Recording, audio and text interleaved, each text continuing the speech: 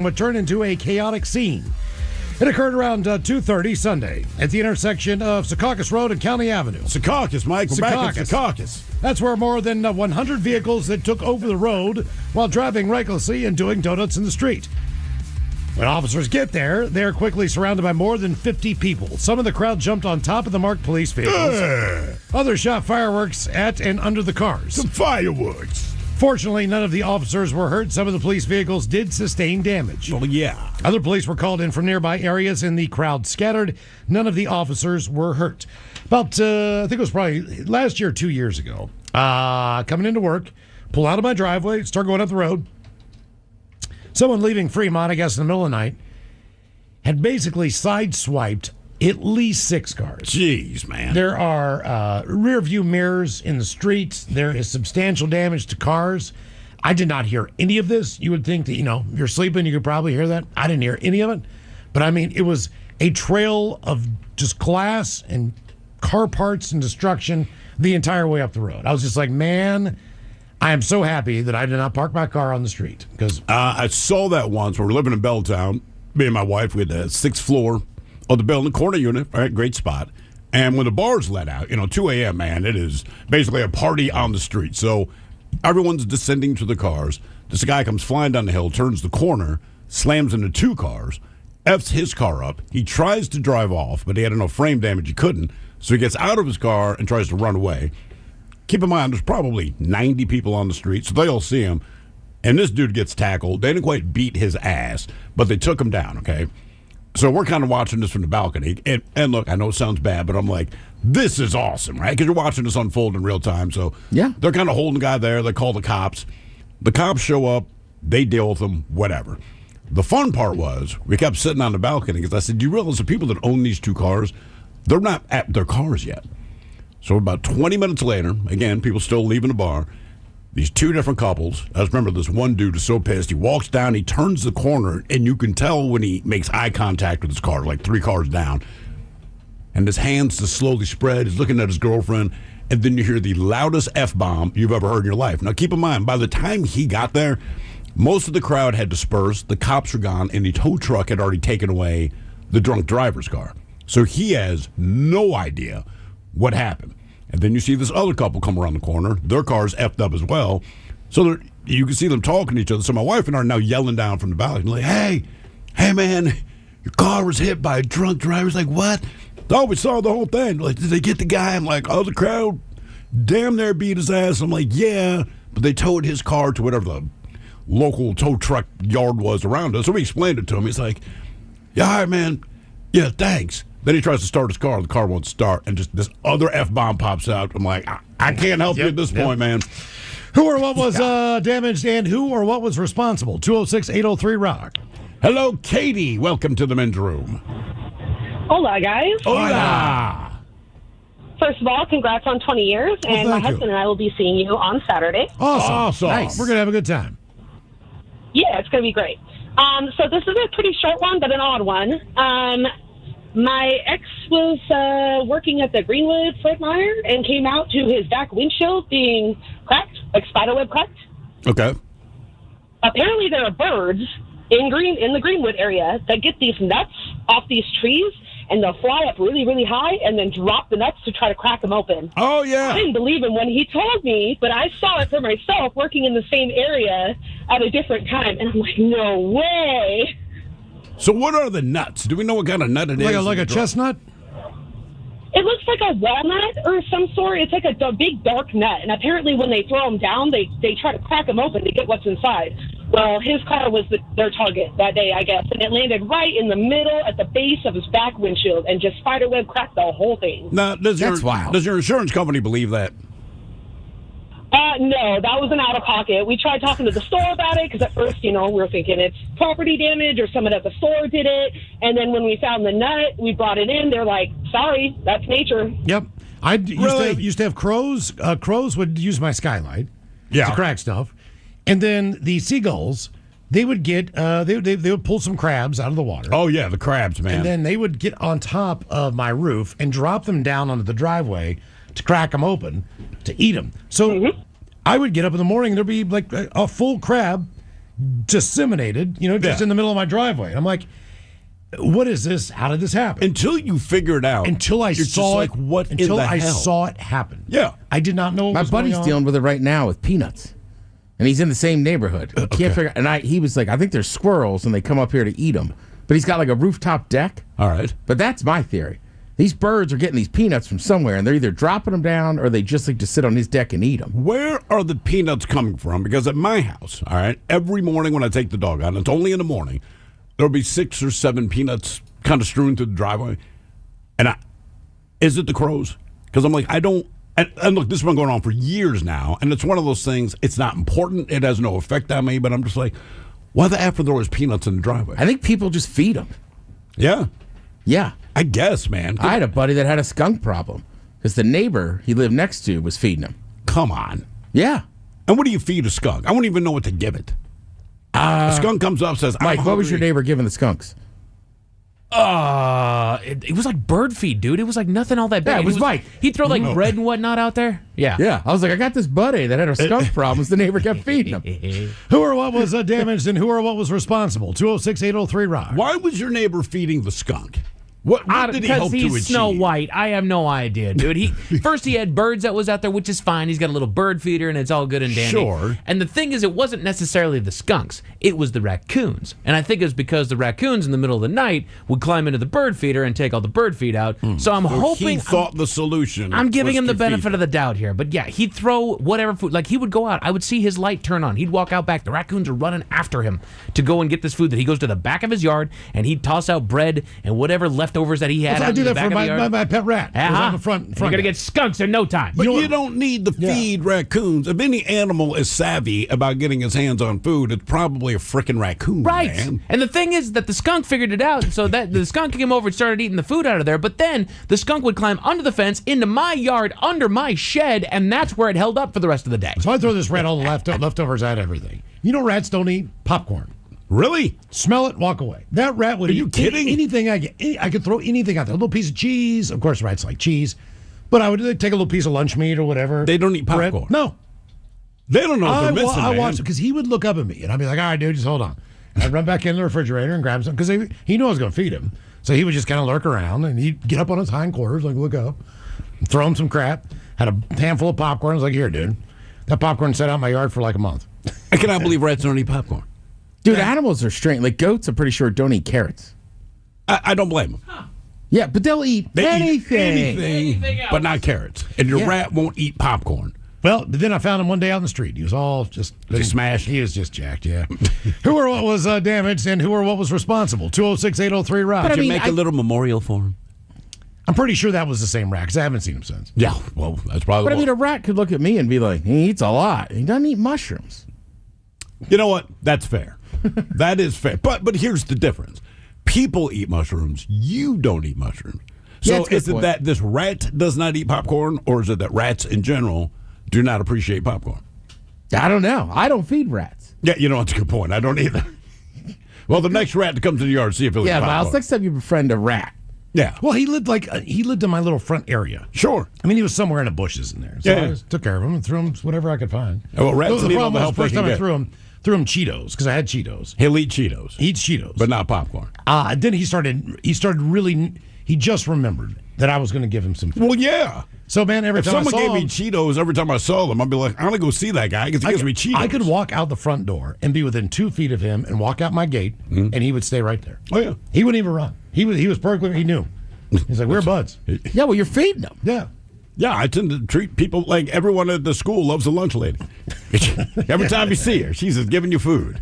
Right, what do we all say? I feel like a lot of people will be like, it's not like mom's cooking, though. Yeah, It's always exactly. free. I think the rat said that. Anytime anyone cooks for you, it's better. Agreed. You could make a peanut butter. If I made you a peanut butter and jelly sandwich, it would be better than the one that you would make. I'll have my mother cook for you, and I bet you'll take that Now, back. if I made a peanut butter and jelly sandwich for me and you made one for me, yours would taste better. No, Yeah. not peanut butter and jelly. Why? I have a very specific way that I like it. I'm the only person that does it that way. Now, any other sandwich, maybe, but not the peanut butter and jelly. What is your Just specific tell me. way? I just like a lot of peanut butter, almost a nest ton, a lot of peanut butter, certain amount of jelly. My wife always watches me with amazement. I'm like, look, man, this is how I like my peanut butter and jelly. yeah, So yeah. even when she says, would you like me to make you peanut butter and jelly? All right, I'm like, all right. no. Okay. Well, I mean, you could add. Sorry. You'd add a lot of peanut butter, but Yeah. you got to have a decent amount of jelly. Well, that's you. Oh, I mean, that's you, man. That's why I don't want you making my peanut butter and jelly sandwich. I'm making it That's how crunchy. you like I'm making it. it crunchy See, for both again, you bastards. you like crunchy peanut butter. Like, I don't want you to make my peanut butter. You can make me any other sandwich. Do not make me a peanut All right, butter I'll jelly. make you bologna. There you go. And cheese. Who or what was damaged and who or what was responsible? 206-803 And cheese. Rock. That's extra. God forbid we made him a turkey sandwich or something else. Bologna. You get Bologna. PB&J or bologna. Bologna's I mean, I great. feel like I'm him and I'm in 5th grade. Like, No, can no. I get something else? Bologna sandwich. Yeah. Hello, Nick. Welcome to the men's room. How's it going? Hola. So, this is probably 2010. Me and my brother was after a rainstorm in Arizona. We went out, goof around in the local cow pond. It was full of mud and having a lot of fun. I jumped up on the back of his truck and grabbed a hold of his headache rack. Well, we did like 3 or 4 spins in the mud while I'm holding onto his truck. And then, my feeding lost control, and he threw me 20 foot, and I ended up separating my left shoulder. Ooh. Damn. Well, could you pop it back in? Well, it didn't dislocate. I didn't realize I had separated it. I had just landed on it, and it hurt bad. But I was too busy having fun, so I lit the fire. We burned a couple couches and mattresses out there while we were doing that, and but I don't know, about 4 days later, I couldn't take it any longer. I went to the doctor, and they said, "Yeah, you separated that right there. There's supposed to be a tendon right there. It's not there." So, Why were you burning sofas and mattresses? because we're rednecks and playing in the country and having fun. Okay. I mean, All right, that yeah, answer. It's yeah, just that yeah. simple. I mean, bed bugs, I understand. Well, wait. Where do you get all these sofas and mattresses? Like, it does sound fun, but even if I said, "Hey guys, everyone on the show, we're going to burn sofas and mattresses," they go, "Cool." Where do we go to get them? Because I'm not grabbing my sofa and lighting. Yeah, I'm not burning my stuff. No. Well, no, we the little town that we grew up in. People would just throw out their mattresses in the alley to get picked up on trash day, and by the time trash day was there, they weren't there any longer. Okay. Oh, I see. I wish they would do that in Fremont. Well, you could. Because there's like a lot, there's furniture out there. You could decorate your entire house just going up down the streets. Oh no, everywhere. I mean, Everywhere. I swear to God. Like, people just oh, somebody, I want this. Nobody wants their desk or bookshelf. That seems to be the primary Also, things that their end up their on the office corner. chair. Yes. You walk up to that office chair and you look at that chair and you're like, Ew. what went on here? You know Like, what went on This there. is a DNA lab, man. Yeah, man. Like, I don't want who wants this? You could actually see the moisture stains. Like, I don't know if you spilled a soda or whatever else. Like, no one wants. Then there's a rip in it. Like, nobody wants this chair, dude. Just throw it away. It's a personal item. Right. Like, It's if your free. office chair is really yours. I mean, If you it's a fart in standard it, office you chair. sit in it all day. I mean, you own that. Who or what was damaged and who or what was responsible? 206-803 Rock. I always like that they're right. Free. Don't put a sign that says "No kidding." Every It's once in a sitting while, when I outside. lived on Capitol Hill, you'd see a chair or two where it's like, oh, this doesn't look that bad. Like the solid wood chair is not so bad. Who did we just talk to that said she got her sofa? Was it her sofa or her bed? We were talking to Donnie. And we were in the conference room. Right. What did she got it say? in an alleyway. But what was it? A sofa? It or was the bed? it was a Is it a lazy boy? it was a lazy the boy. lazy Yeah. boy. Yeah, and I mean, look, she's a real cool chick. She's the last person I would have thought to say, "Oh yeah, the one I'm sitting on now, man." Sweet free sofa. Yeah. Like, okay. Well, I mean, those lazy boys are great, but they're expensive. You know what? That's a good point. You still, I mean, because somebody gave you yours, right, Mike? You still have it? Yes. It's not a lazy boy. It is an armchair that my grandmother gave to me because it came out of one of the other units of her retirement complex Oh. that came up empty. Somebody died in that thing, man. Probably. I mean, look, There's My- a black stain at the very end Oh of it. God. like my dad, by the time, right, like everybody, like I was long gone. Yeah. But he basically just got rid of furniture in his house. All right. And just had like 2 lazy boys with like a table in between. That's it. Right, and had every channel you could imagine. He really got into online or off-track betting. But when we were cleaning out that house, like I even said to my brother, I go, man, we did the math. Shipping a lazy boy is expensive. Yeah. And then I just didn't know I had the room, but I was like, man, I would take one of those. Those things are so nice. Did your brother take them? You know, I think in the end, maybe my nephew took one down to school or something because That makes he had a sense. buddy with a truck, but trying to ship her across the country. I was like, when you did the math, I was like, I might as well just buy one. Yeah. Good point. Good point. Hello, Gary. Welcome to the men's room. Hola, my brother. Hola. Congrats on your anniversary. Oh, thank you, thanks. man. All right. So my story, I told Mike I had two. Like I said, the first one, I worked in law enforcement and security years ago when I was young, dumb, and really eager. All right. So the first one was I was doing a patrol shift. They had a swing arm ballard at this gate. I pulled up and parked, let the guy out to replace the new guy went in. He decided to check the gate. I was parked where the gate was. I saw the swing arm coming. As soon as it hit the hood, I was like, oh no, and I slammed it in reverse and started backing, so I put a crease all the way across the front. They sent me down for a P test. I was safe because a patrol sergeant was with me while I was doing it and saw exactly what happened. Yay. That's fortunate. One, yeah, all we did was crease the hood. The second one, I was a lieutenant at the Naval Kitsap base, and I totaled the patrol sergeant's car one day by driving it into a stationary bollard. I didn't lose my job on that one, but this car had historically a problem with the radio, and I had not heard anything in a while, and I was cruising about 5 miles an hour, and I reached down to adjust the squelch, and I rolled right into a bollard, and it just totaled the car. Damn. Okay. Yeah. Do you ever fun. destroy your own vehicle or just patrol vehicles? You know what? I have never had an accident with my privately owned vehicle. I gotta ask, when you destroy a patrol car, is it like the movies? Does it go like? Yeah. I wasn't. What do you mean? I wasn't running sirens or anything. I was just patrolling, cruising along like 7 miles an hour too. It was crazy. But I had to go to a week-long driving school, which was crazy, you know. Yeah, and don't say. I couldn't drive the government vehicles and that's hard as a shift lieutenant. But then about a year later, I started teaching EVOC courses to the police and the firefighters. So kind of weird. Okay. Little bit. I saw a one of the original Chrysler 300s the other day. Yeah. Big ass car, but it reminded me because it's long of the Chrysler New Yorker. Oh, yeah. My buddy Jeff, who I told you a story about him crashing when he spilled his tea in his car. So his dad went I don't know, it took his wife, his mother to some work convention somewhere. So the house is empty, and my buddy borrows his dad's car. Now traditionally he would take his mom's Dodge Omni. That makes sense. But his dad had a Chrysler New Yorker. So he and his girlfriend go out on a date. I don't know where exactly they went. I know that his older brother was living at home, so they couldn't exactly stay and go back there. Right. His older brother was kind of, he would have told. Anyway, so he goes out, does his parking thing. They decide that they're going to have sex on top of the hood of his dad's car because the hood is that big on a Chrysler New Yorker. They dented the hood of the car. Was it a butt print shape? In the middle. I don't know if it was that identifiable. Right. But obviously the weight had been pushed right in the middle of the car.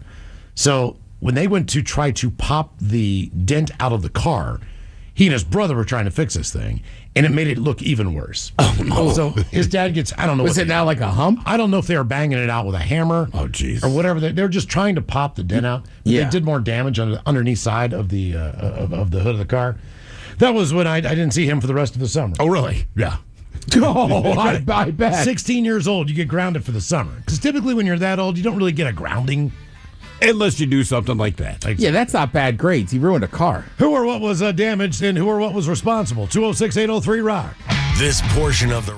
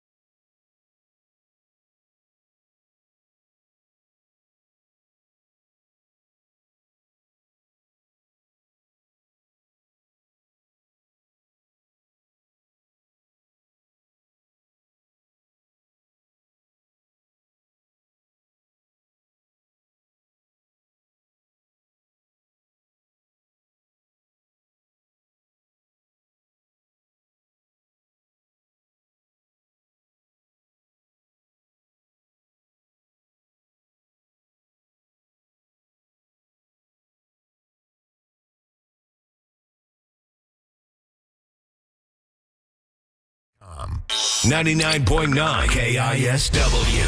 Here's the question of the day. Brought to you by Advanced Hair Restoration. Text the men's room at 206-803-ROCK. Our question, who or what was damaged and who or what was responsible? 206-803-ROCK. You are listening to the men's room.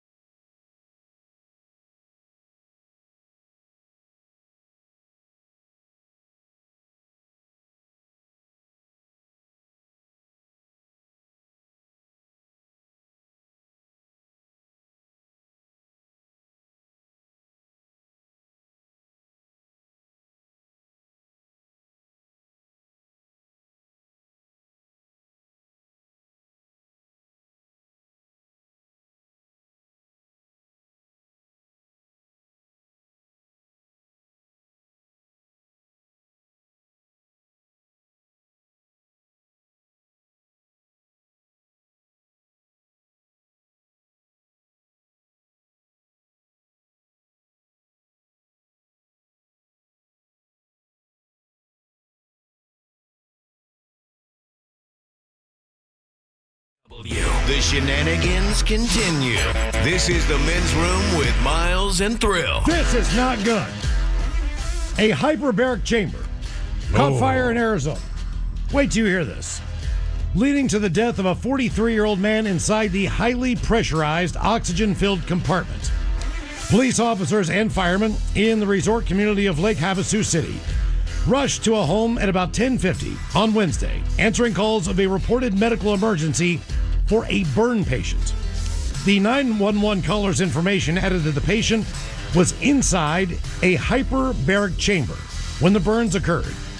The first arriving crews identified smoke throughout the building and an intact hyperbaric chamber that appeared to have had a flash fire in the chamber with the patient inside. The patient was pronounced deceased upon arrival of the emergency crew. The victim of the eye was identified as physical therapist Walter Wally Foxcroft.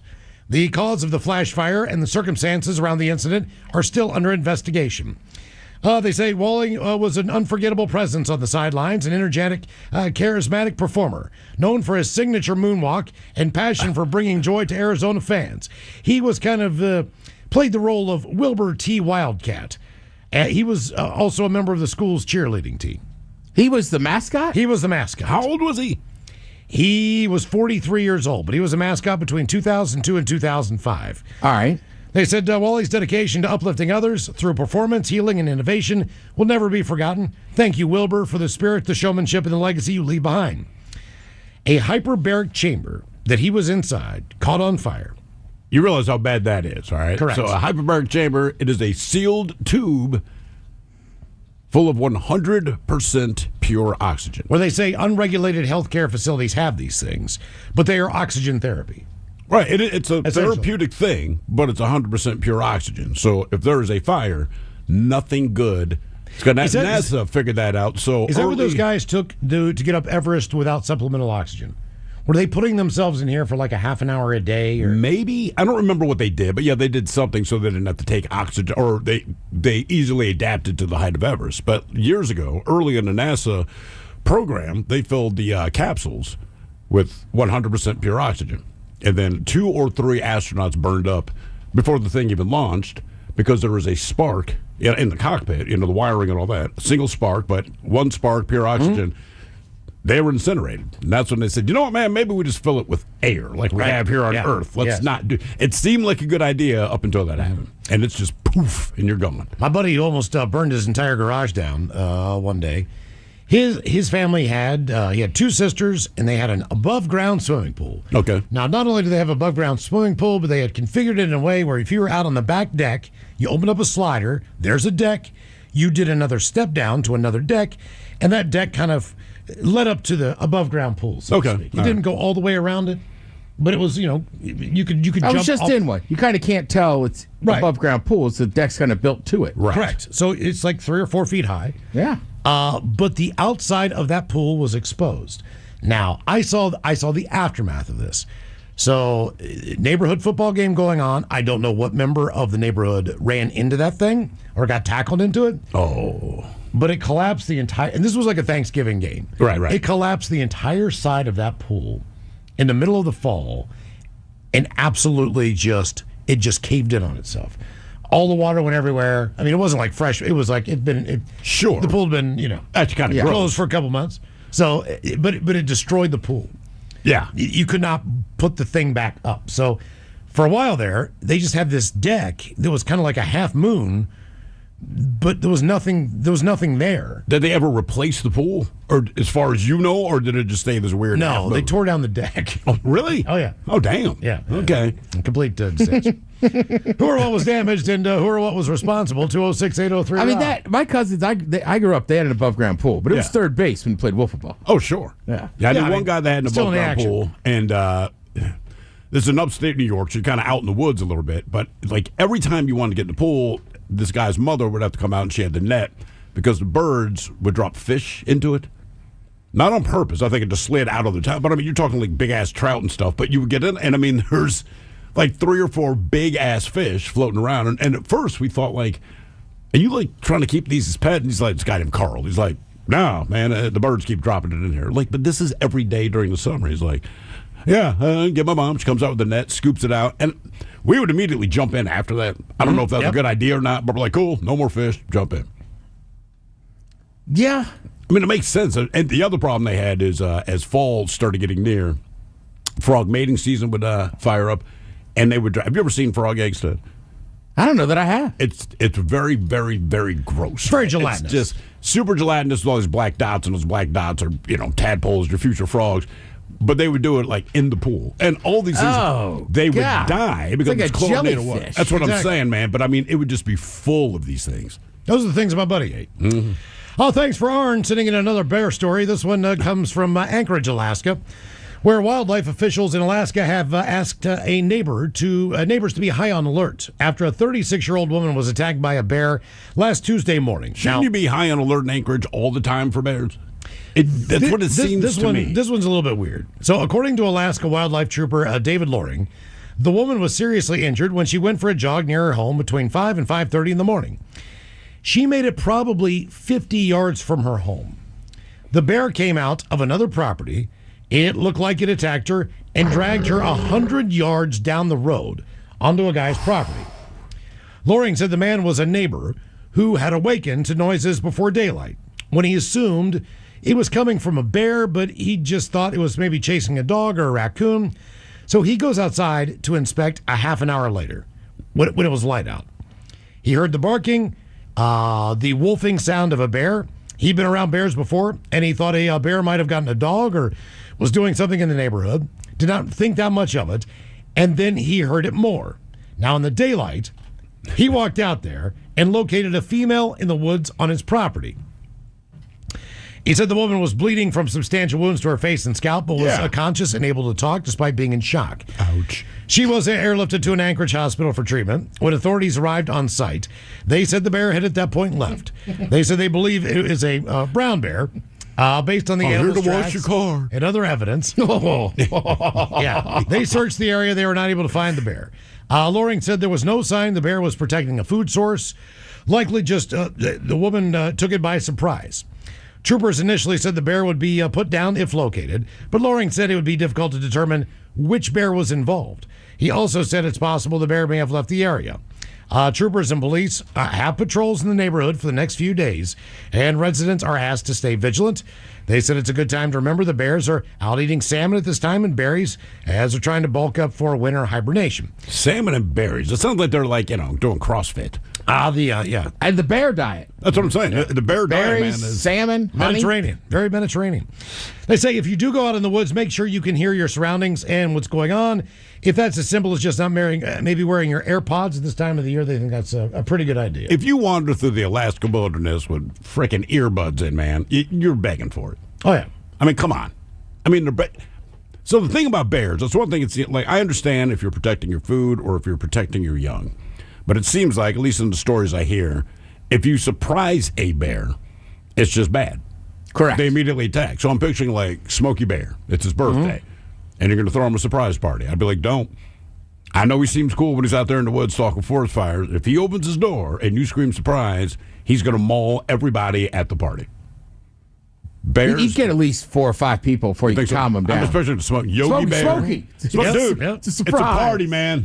Like, don't surprise them. You know what I mean? Do not surprise. Only you can prevent maulings. Would you take the bear dragging you down the street for 100 yards, or would you take a shark off the coast of Florida? Well, I know how the shark one ends, so I'm taking shark. You're taking the shark. Look, neither one in my mind is a very winnable situation, but I live on land, so I just feel more comfortable. Even though it's a bear and it's dragging me 100 yards and I have pooped myself and everything else, I feel better about that than a shark in the water. I know. Than a shark in the water. I don't know. Now we head down to Key Largo, Florida. An 8-year-old boy was bitten by a shark off of Key Largo on Monday, losing a significant amount of blood. Significant. Why do you have weed on him? He's I don't know. only He's 8. 8 years old. Man. The boy was spearfishing with his dad and a sibling a few miles from Horseshoe Reef around 3:30 when he was bitten on the leg above the knee. The father managed to flag down a dive vessel whose crew rendered aid while transporting the family to the marina. Now, what world are you living in where, people go hunting? Sure. I understand that. You take your kids hunting. I've never been hey, kid, you want to go spearfishing?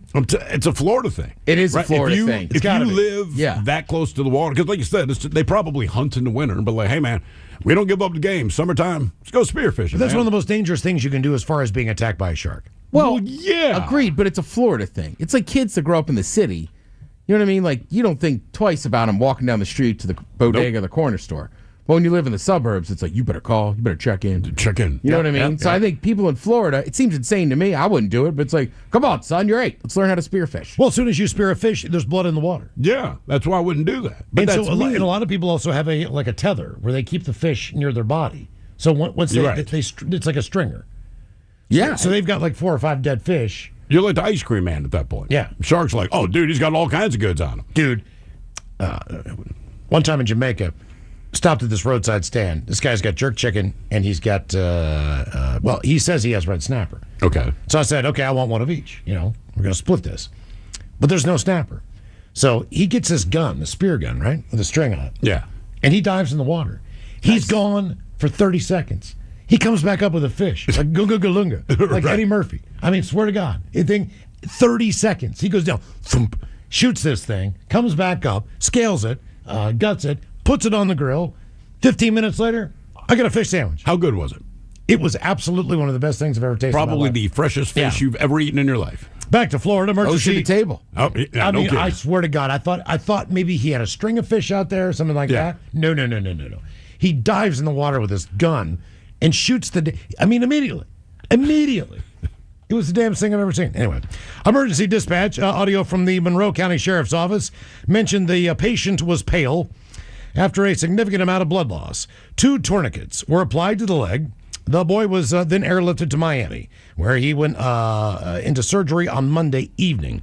His current condition is unknown, but the incident does come a little more than a year after a 37-year-old man survived multiple bites from a bull shark while spearfishing again off of the coast of Key West. Aren't bull sharks considered the most aggressive, I believe? Bull or tiger?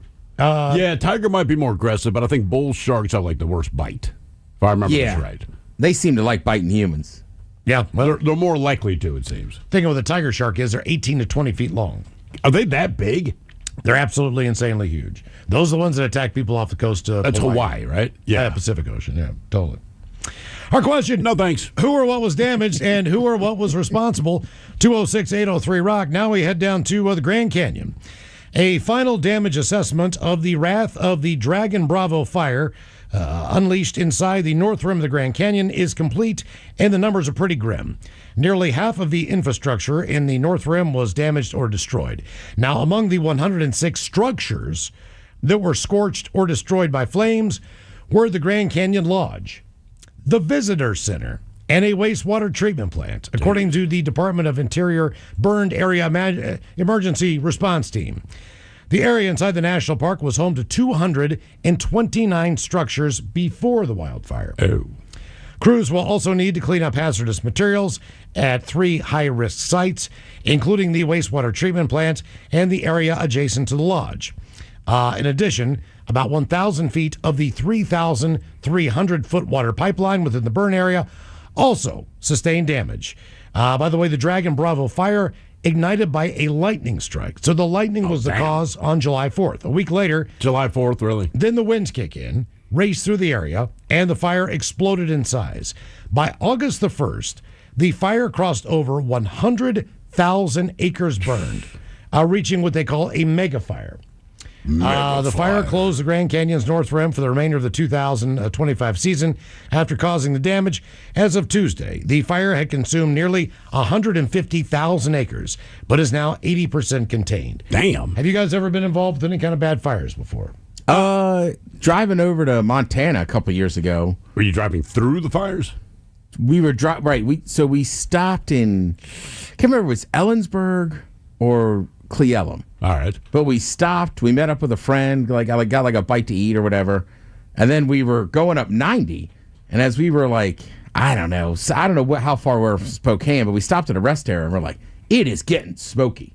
And then they closed off Route 90, and we had to drive through Cheney. So Cheney. Cheney? Yeah. Yeah. I say Cheney. I think they say Cheney. But it was weird, that much traffic, even on a Friday night or Right, whatever. right. It's just odd seeing that much traffic get diverted through that little town and stuff. And then, we got around that. We spent the night in Spokane. And then if anybody's ever driven out to like Kalispell or whatever, they'll know this. You get over 90 into Montana, make a left at St. Regis, make sure you stop and get one of the milkshakes. They're famous for it. I'm dead serious. But as we made that left at St. Regis, there was signs that are like, there's fire on this road. So they closed it. Nope. We were one of the last cars to get on that road, and we saw a couple like bigger embers kind of going across the road. But that was the closest I've ever been to one. And then on the way back, like a week later, you just saw the devastation on the side of the highway. It's that was first time like it had really gotten close. I was like, holy cow, they're closing down this entire interstate. That always looks like the most terrifying thing in the world to me, right? Because we had the California wildfires a couple of years ago, but you get, everyone has a cell phone. No matter how panicked anyone is, we're still going to go ahead and film this, right? So these families who thought they were kind of safe, and like anything, the winds change, whatever, and now your neighborhood is on fire, and they're hopping in the car, and you look down this road they're driving down, and it is just, there's fire on either side. And like you said, these embers look like the size of coconuts, just dropping down. And it amazes me that people still have the wherewithal to hold their cell phone up there as you hear them panicking. Oh my God, we got to get out of here. I don't want to die. But you still have your cell phone in your hand filming all this, whatever the case. But when it shows these cars going through that and you see what it looks like from the inside, I'm like, that is a nightmare scenario. And I've never heard anyone sound confident with their ability to get there. Because you'll see storm chasers, right? And they'll say, man, a tornado turned, it's behind us. They're not really screaming. They're more yelling, but they're not panicked. But these fires, man. And they can jump the highway and this and that. Like, oh, yeah. You're right. Like, nobody, like, there's nothing you can do. No. And it's so devastating. But, right, there's not fire chasers. No. Right? Like most other big storms, we'll crazy fly into people, a hurricane. We'll chase a tornado, fire. They're like, get the hell out. Correct. Who or what did you damage? 206-803-ROCK.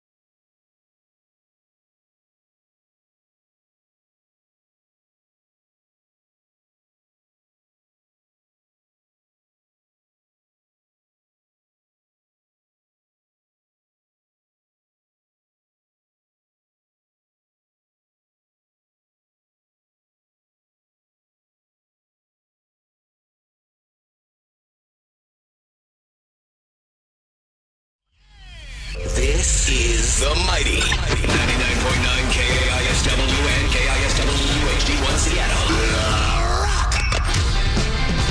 Always live on the free Odyssey app. Text the guys at 206-803-ROCK from the Pinky's Plumbing Studio. You're in the men's room. Who Sucks Last? Coming up at 4:30 right after emails and our question, who or what did you damage? 206-803-ROCK.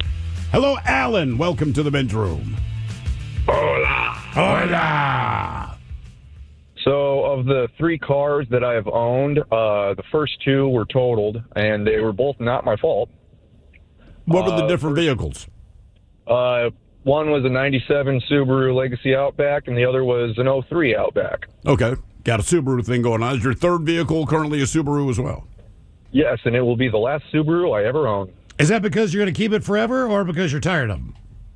No, it almost ruined my life, but that's a different story. Yeah, Subarus are known to do that. I don't know why they put it in that. Hey, very safe vehicle rating also might ruin your life. So what happened with your first 2 vehicles? So the first vehicle, I was on my way home from Super Bowl. I think it was 2020. And I'm just driving down 167. It's dead stopped on the highway in just one lane for some reason. Turns out there was an accident ahead of that. So I'm just waiting, not realizing I could just go around, and then someone just plows into the back of me, not even stopping. So they're how fast do you think they were going when they hit you? 50 miles an hour at least. Oh, wow. If you saw the photos, and I can show them on Saturday, it completely annihilated this car. So it probably was a good thing that you were driving a Subaru because they do have a very good crash rating. Yeah. That was the reason why I ended up buying the second one, was because that car saved my life. And I've honestly heard that from different Subaru owners. They got a bad accident with the first one, and then they stick with it. How about you? Did you sustain any damage or just the car? Mostly the car. I had I think I told the story like a year ago. I had like a mild concussion just from that, and then other than that, like no real injuries except for like a bad scrape. What about the second Subaru? Second Subaru was, if you remember that ice storm back in like 2022, that really bad one. Oh, right before Christmas. Right before Christmas, exactly. Ted does not remember. And it lasted all the way through New Year's, didn't it? It seemed like it was still frozen through that point. It wasn't. It melted on Christmas Eve. Maybe that was a couple years ago. So that one, I had the stupid idea, I can go to work. At the time, we hadn't had a Subaru. I was like, okay, I can just drive through here. And I lived a little bit on a hill, so I pulled 5 feet out of my driveway, immediately started sliding sideways. Yep. Ended up getting pinned by my neighbor's van, so I had to get out the passenger side. And I pretty much told my boss, hey, I can't come in. There's no way I'm going to move my car. So I just go up to my room, minding my own business. A couple hours pass, I hear this loud crash, and I don't actually investigate until later. And then I see that someone plowed into the side of my car. Granted, it was blocking the entire road, but why were they driving? But then why was I driving? Yeah, that all comes full circle. What did you do for a living that you debated going to work? I worked at a car dealership, just moving cars around. Who did you think was going to go to a car dealership during an ice storm? You would be very surprised. I would be. If you're saying it, I absolutely would be. That is the See, that's the only problem with this job is, like, if the weather's effed like that, especially an ice storm, where you basically have zero control over a vehicle, they're like, hey, man, we need you guys to come in. You still can't walk. It's still hard to walk on the sidewalk. So that we can tell everyone not to go outside. It's one of the weird things. Hey, man, we need you to come in during an ice storm. So you can go on the radio and tell people, whatever you do, don't leave your house. My road's got a little bit of an uphill to it. Not much. But when that ice hit, it just froze everything. Well, right, and you're not wrong. There was one year it snowed like right around Christmas and then again like later in that week. And that snow kind of stuck around. But that ice storm just paralyzed everything and I want to say it was like the 23rd. Basically, I had like one buddy was just stuck in my house. I want to say it was like the 22nd into the 23rd. So like late at night on the 23rd, finally at like 8 p.m. it started melting. And then like Christmas Eve was okay. But I tell people all the time, who go, you know how to drive in the snow in Seattle. When it's ice, there ain't nothing you can do. I don't care where you're from. You can't drive on ice. Right. That's the whole thing. No one drives well on ice, right? And I was an adult before I experienced my first ice storm. I didn't even know that was a thing. And I was in Baltimore at the time. And we had an ice storm. And the dreaded wintry mix. Yes, the wintry mix is what they call it. Call it ice, bro, because that is what it is.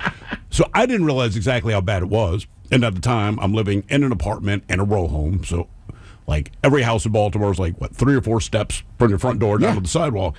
As soon as I stepped on the top stair, I was on the sidewalk. And when I hit the sidewalk, there's a slight incline, about as much of a hill as you have. Yeah.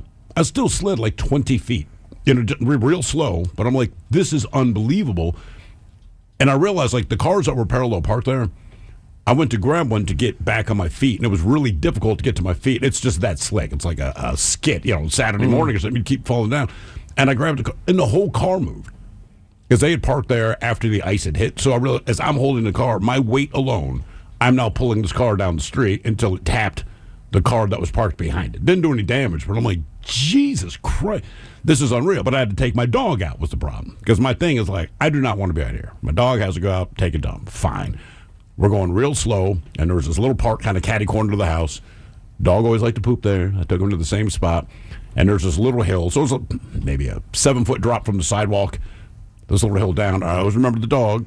As dogs do, they're looking at you when they scrunch up to take a dump. And then he started doing the 360 real slow. Yeah. And slid down the hill. And then I'm out there for like another 20 minutes because he can't climb up the hill because there's ice.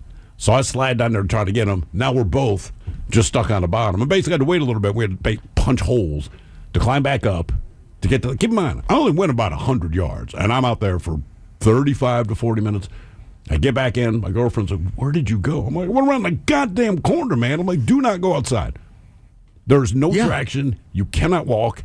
The dog can't walk. I mean, the dog's falling all over itself trying to get it back to the house. Had to get the dog up the stairs. I mean, it's just, we had a railing on the stairs, but dogs obviously cannot grab a railing. So, and this is a big-ass shepherd, too. So basically, I have him, like, under his stomach. I'm grabbing the railing, lift him up one step at a time, and even then my other foot would slip. It sucked. And I'm like, this is unbelievable. Yeah. Let him poop in the house.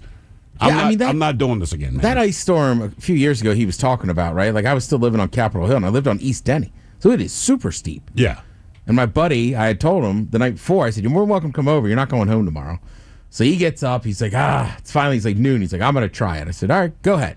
I don't watch him, but he falls. And the best part of the story is that he said he slipped Susie at the sidewalk, but it was so icy that he's just on his back like a turtle, like sliding down the street. Yeah, that's what I mean. You just keep going, man. Yeah, we sat out there for hours, right? Because you know me, I'm a weather nerd. So I knew what was coming. So we had beer in there, and I could, from the way my balcony was almost kind of below the street. Yeah. So you could watch it all day, and I'd be like, where are you going? And people would be like, oh, we're going. And I was like, you're not going to make it up there. And you'd watch them either slide by or, like, you look up the street and they're holding on to a tree. Just like, I mean, I don't know. And, like, that's one of the few times where, like, everything was closed, even in Capitol Hill. So it's like, I don't know where you're going, but it can't, like, just stay You're not home. going anywhere. Right. And it was like, and the weather was like, hey, it'll get over the freezing point, but not till later in the evening. Yeah. That's like I kept telling people, like, guys, one guy was like, I'm getting coffee. And I was like, you don't need coffee. Stay home till it melts. And they're not going to do it. So like the You're only people not getting gonna around are get people that. who have hockey skates. Basically. Well, remember Queen Anne, the bottom of Queen Anne Hill. All those Yeah. cars are just piled up. I mean, just everything was descending down the hill. And there weren't any big crashes. Just everything's going kind of slow. But I'm like, what were you thinking? Well, back in the day, you can't use them now, but golf spikes used to be spikes. Yeah. Right? Nowadays, you're so used to it, but they used to call them soft spikes or whatever. But my grandfather, I remember when he lived in D.C., he would put on his golf spikes in those ice storms. Smart. And just walk around like nothing was fine. Yeah. Yeah. That's the move, man. Ted, you've been there before, but it's officially over. And a Redwood City family says it's taking legal action after someone allegedly drove their RV to Burning Man without permission. Oh. Wait, what? So they took the... You can rent people's RVs. Okay. You can't take them to Burning Man if they don't want you to, though. Okay. All right. And they usually have that in the language. Yes. Even renting vans. Not to Burning Man? Yes. Well, this actually was caused by weather. You would think it would just be the destruction of the partying and everything else. Yeah. No. It's always the weather. You got to get Burning Man when people say it's sand. It's not sand. It's dust. It's a dry lake bed, right? So, I mean, think about like baby powder. Okay, so it's that super fine. It gets into everything. And then with the winds, it will destroy, like people have awnings. Yeah. You kiss that thing goodbye. Really?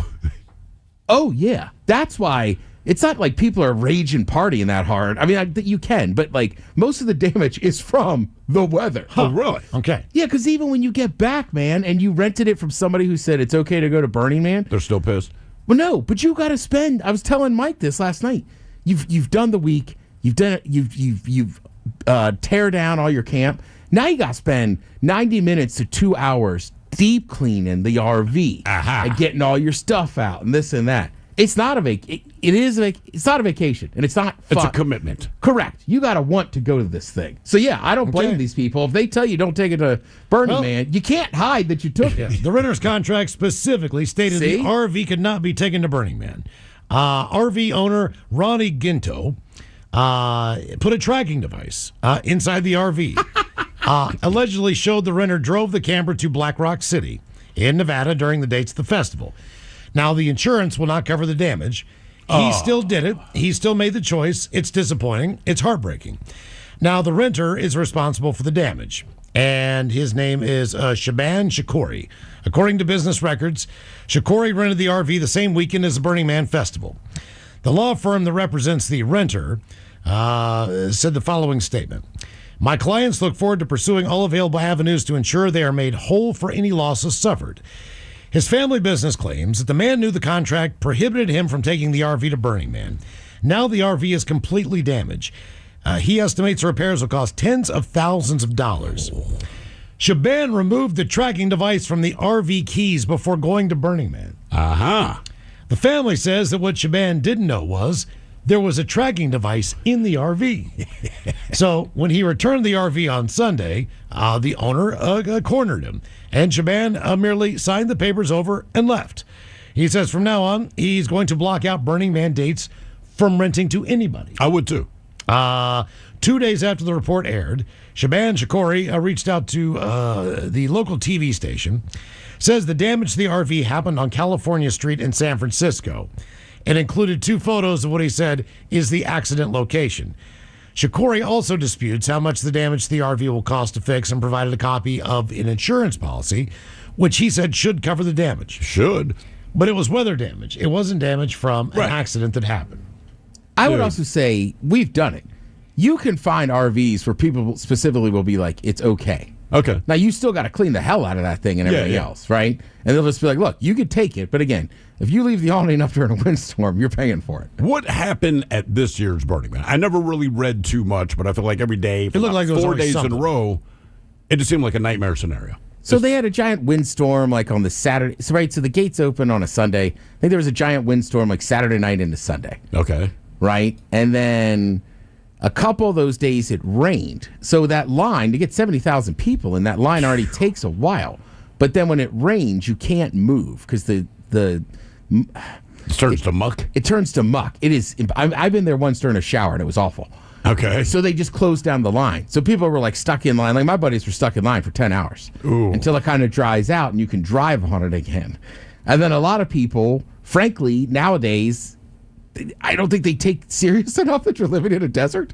So if you go down there with just kind of, I'm going to go to a rave and you don't have the correct gear and it rains, you're kind of screwed. And then, then it's going to get hot during the day. So, I mean, it's not that unheard of. What is the joy of Burning Man? I was going to say, with all this going on. First of all, the art. Okay. You will see more. You will see, like, there's art displays around this country that started at Burning Man. Okay. That you know what I mean? You'd have to recognize it. Second of all is kind of the enjoyment of being out there with these other people and you're building this thing. Right? Okay. It's supposed to be kind of anti-establishment. Like, we don't need the man. We can do it ourselves. Sure. And then, there's a lot of stuff you could do. Look, some people want to go and do a bunch of drugs. Fine. I know people that go that are totally sober. So, I mean, it's part of that adventure spirit. I got you. But it's kind of a joke, right? If you go to Burning Man, it's like my vacation is your worst nightmare. And I have friends that are like, I might want to go for a day. And I'm like, you don't want to go. How about your friends that went this year? Have you heard a report back? Oh, yeah. They loved it. They had a great time.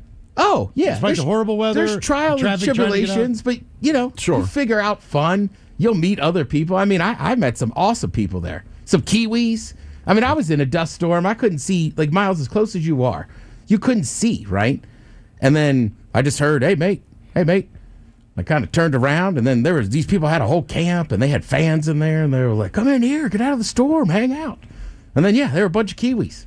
And they came over specifically for Burning Man. Oh, yeah. Damn. There's one camp that has kegs of beer that these Germans will save from Oktoberfest the year before. Oh. Fly them over. And then the art is unreal. All the mutant cars at night, the sound systems. A lot of these famous DJs go as they just want to go. Sure. But somewhere over time, it's turned into people are like, oh, it's like a dope music festival. Like, it is not a music festival. They are not selling food and water. And that's So you have to bring all your own stuff. correct. They sell ice. That's it. Yeah. Okay. And that's So what the did you eat the entire time? The first year I went, we built a structure ourselves, like a little carport. So we ate turkey on tortillas. It was awful. That's pretty much all we had. Turkey, that's all you brought? Yeah, because we just had my Yeti. We didn't have refrigeration or anything. Yeah. Oh, You didn't yeah. bring peanut butter or anything that didn't need to be refrigerated? We brought, I think we had a couple PB&Js, but the turkey seemed like the highlight. And then the next year I went, we were in a camp, so there's like a kitchen. Okay. And they had generators and refrigerators, so you have to work shifts too. Like I cooked on burn night, I ran the kitchen. Okay. And then you got to do, moop shifts, matter out of place, trash. You got to Okay. clean Oh, out your camp. okay, You got to all do ice runs. That's what I'm saying. Like people are like, oh, I sounds want to like a go job. and just party. It's like, it is. Like you got to put in work. Okay. All right. Yeah. I'll make it a point to not do that. Right. And I have I know some how I friends- am, so I'm just like, nah. Like my brother asks me all the time, and I always go, Chris, I would love to show it to you, But just for a day. You don't want to be there. yeah. Not for more than one day?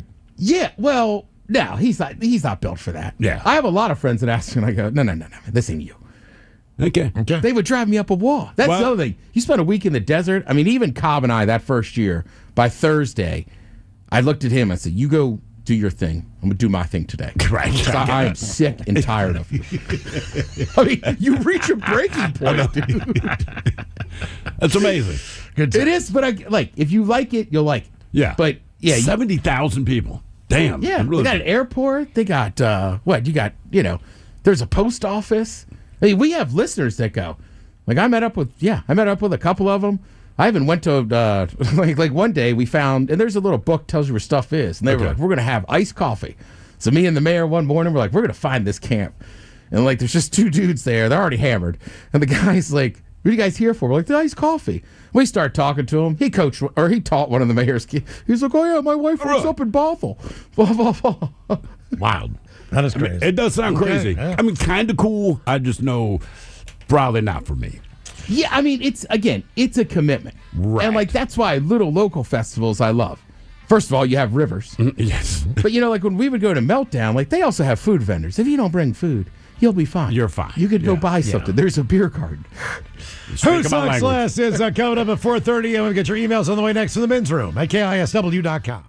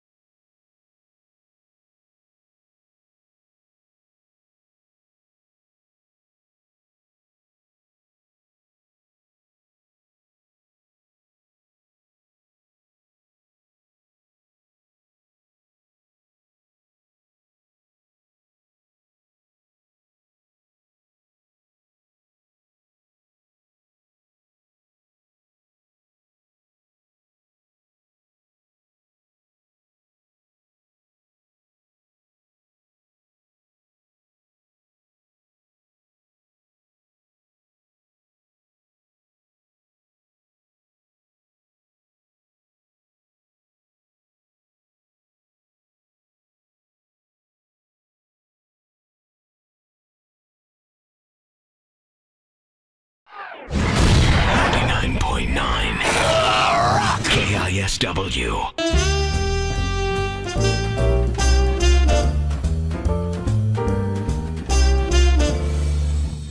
Where the hell was that? That was a Slash show. At the Slash show, and I had to poop real bad. So I go upstairs. Is this going to take long? No, poop was short. It was a short poop. I said hello to Slash. I walked downstairs.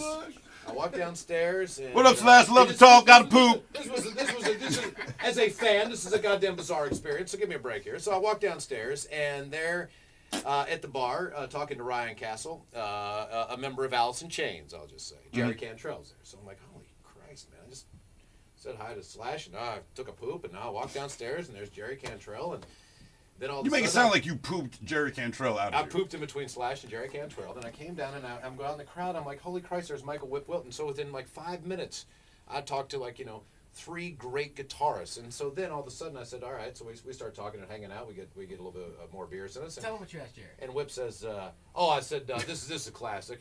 I said, hey man, you gonna have any of the just really nice dark, slow kind of my kind of? He's like, hey F-head, it's me. I was like, okay. That's what I write. But we started. Sounds like a poop orchard. Yeah. So then I find out. You say I pooped between Slash and Jerry Cantrell. I find out that Michael Whip Wilton golfs, and I'm pretty fired up about this because I like to golf and I don't get out much, and he starts talking all kinds of crap. Captain Country Club over there.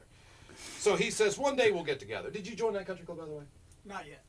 Oh, come on. Can you get me on? You have to be good. Okay, all right. $5 a hole. You got $5? So we're having a putt off right now because you refused. And I texted you. Pressure's on. I even tweeted at you. Are you being serious or are you being the rock star? Is that where we've come now? I even tweeted at you, man. I tweeted at you. I emailed you. I texted you. I did everything. And lo and behold. Twitter Whip? Yeah, it was his real Twitter. 40 You cheap jerk. It's a random guy. You get 2 putts. 2 putts. And what are you putting into? Huh? Parker. We're putting in. Oh, don't get me started on that one. Smiling way, guys. All right, now here you go. Lay in the way. Now, Wilton told me $5 a hole. He's the greatest golfer ever. So we have taken an 8-ounce glass, turned All it you on need its to do- side, and that is your hole, correct? That's right. You got 2 shots at the glass. Putt number 1, Michael Whip Wilton on the green. Oh, Okay, wait. little fade there. Not even close. I think the floor is not level. Oh, just missed off the glass. So sorry. Let me see them balls, Todd. This is All right, here it is. men's room challenge. Purse of $5. Montgomery just went. practiced in here. No, I haven't. Montgomery just went in the woods and got Miles really, Montgomery now really lines hot. up for his initial putt. See, compensating. Oh man! Just to the left. Damn it! Just to the left. Lines up for a second. Cat's ass. You win.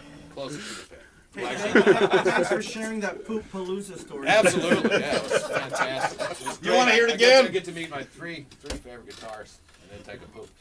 Queensryche, Saturday night, Heaven or Hell, KISW's Halloween Bash, Snoqualmie Casino, guys. Thanks so much for Hey, are you guys Yeah, dressing thank up? you. Are you guys dressing up? New This was originals? my idea, man, and we played the last couple of Halloweens there, and everyone dresses up. So last year I went there and I had, in my mind, I was Apollo Creed. All right, so I ordered the boxing shorts, for the Rocky and all that, and I'm walking down the hall, and this black security guard's like, "My man, Curly from the Harlem Globetrotters."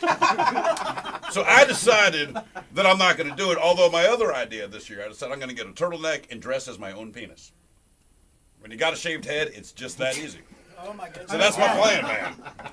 Oh, you'll get it. I'll show you both. Queensryche New Original, Saturday night, Snoqualmie Casino 10, and we made it to drinking time.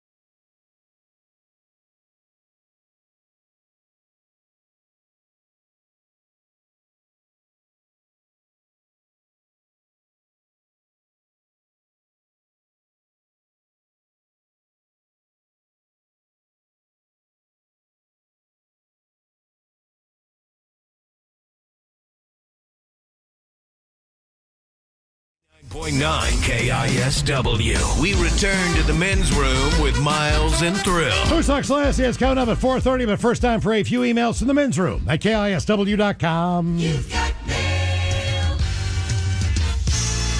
You've got mail. Couple from our question on damaging stuff. Guys, I work for the body shop at a large car dealership in Bellevue.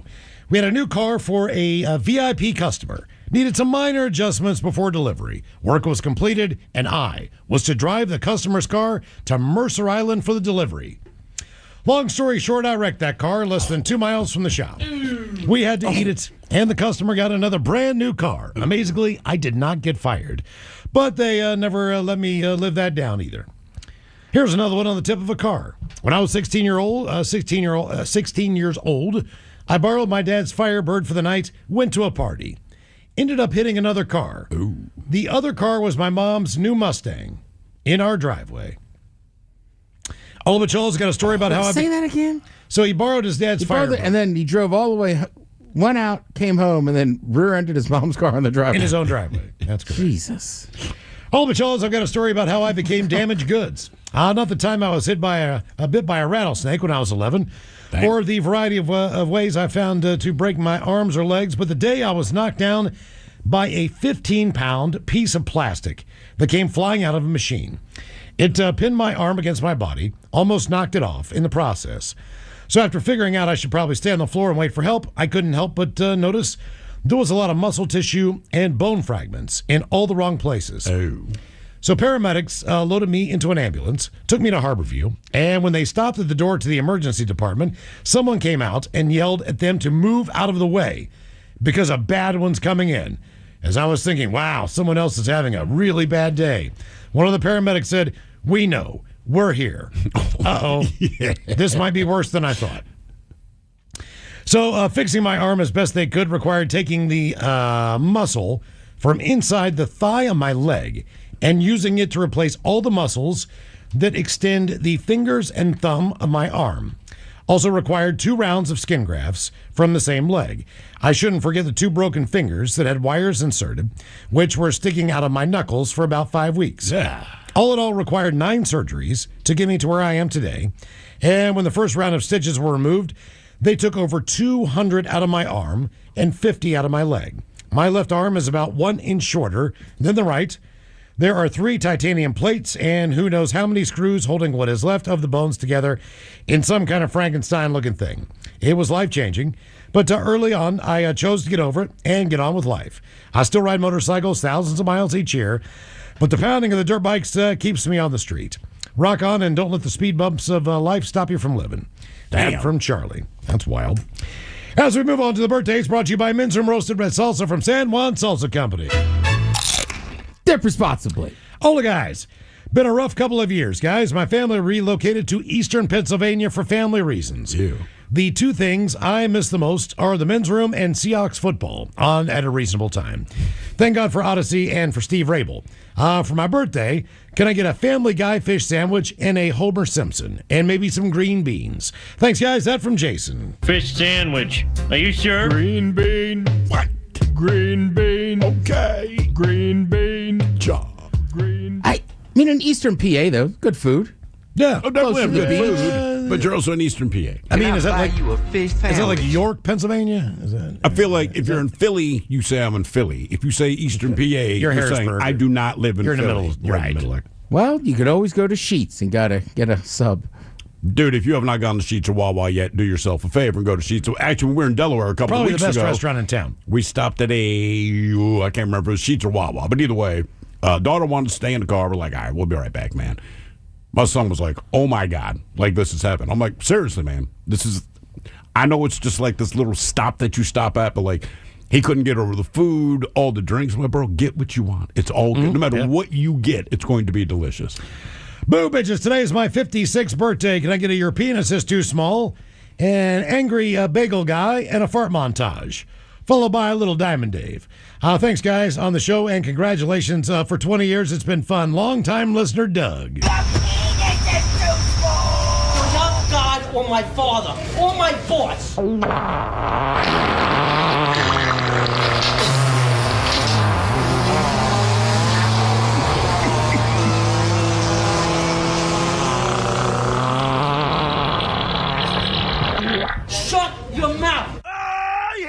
All right, guys, here you go. Happy, happy, happy birthday. Happy, happy, happy birthday. Happy, happy, happy birthday to you, to you, to you. Ya's a Dirty Germans brought to you by Men's Room Original Sausage. Available through Uli's World Famous Sausage, mensroomlive.com, and other fine retailers. Schweinefleisch. Thank you, Bob. A couple extra emails here. Who did I see naked? Guys, I once went to one of those bikini barista places completely on accident. My wife is standing next to me as I write this. Saw this gorgeous 20-something black woman and was just tongue-tied the whole entire time. It's actually me, dude. Nothing but a strapped one piece that she probably wasn't even wearing right because you could see everything. Hadn't went out expecting to see that and the boobs, but was certainly happy to. And from Troy, who acts like he didn't know he was a bikini barista stand. Oh, my goodness. Look at that. I feel like they advertise it pretty well. It's pretty clear. Yeah. If you can't see the window from the road and it's on the other side, I'd sure That's like how a you coffee from a cowgirl. Yeah. They know how to make coffee. I will say, I dated a girl. She went to the same bikini barista because she liked the coffee. Sure. why not? Right. And at this point in my life, I didn't drink coffee.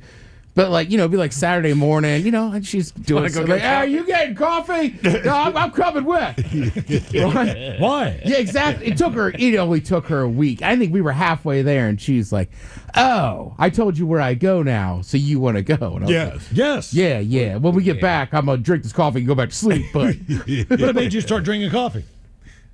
Was that the kind of the inspiration? No. Okay. I had a buddy that was like, "We're gonna go to Starbucks, get a coffee, and talk about stuff." Ooh. Oh, yay. Yeah. That's fun. Sounds And fun. then sometimes I would have to take meetings with people, and everybody's like, "We'll meet for coffee."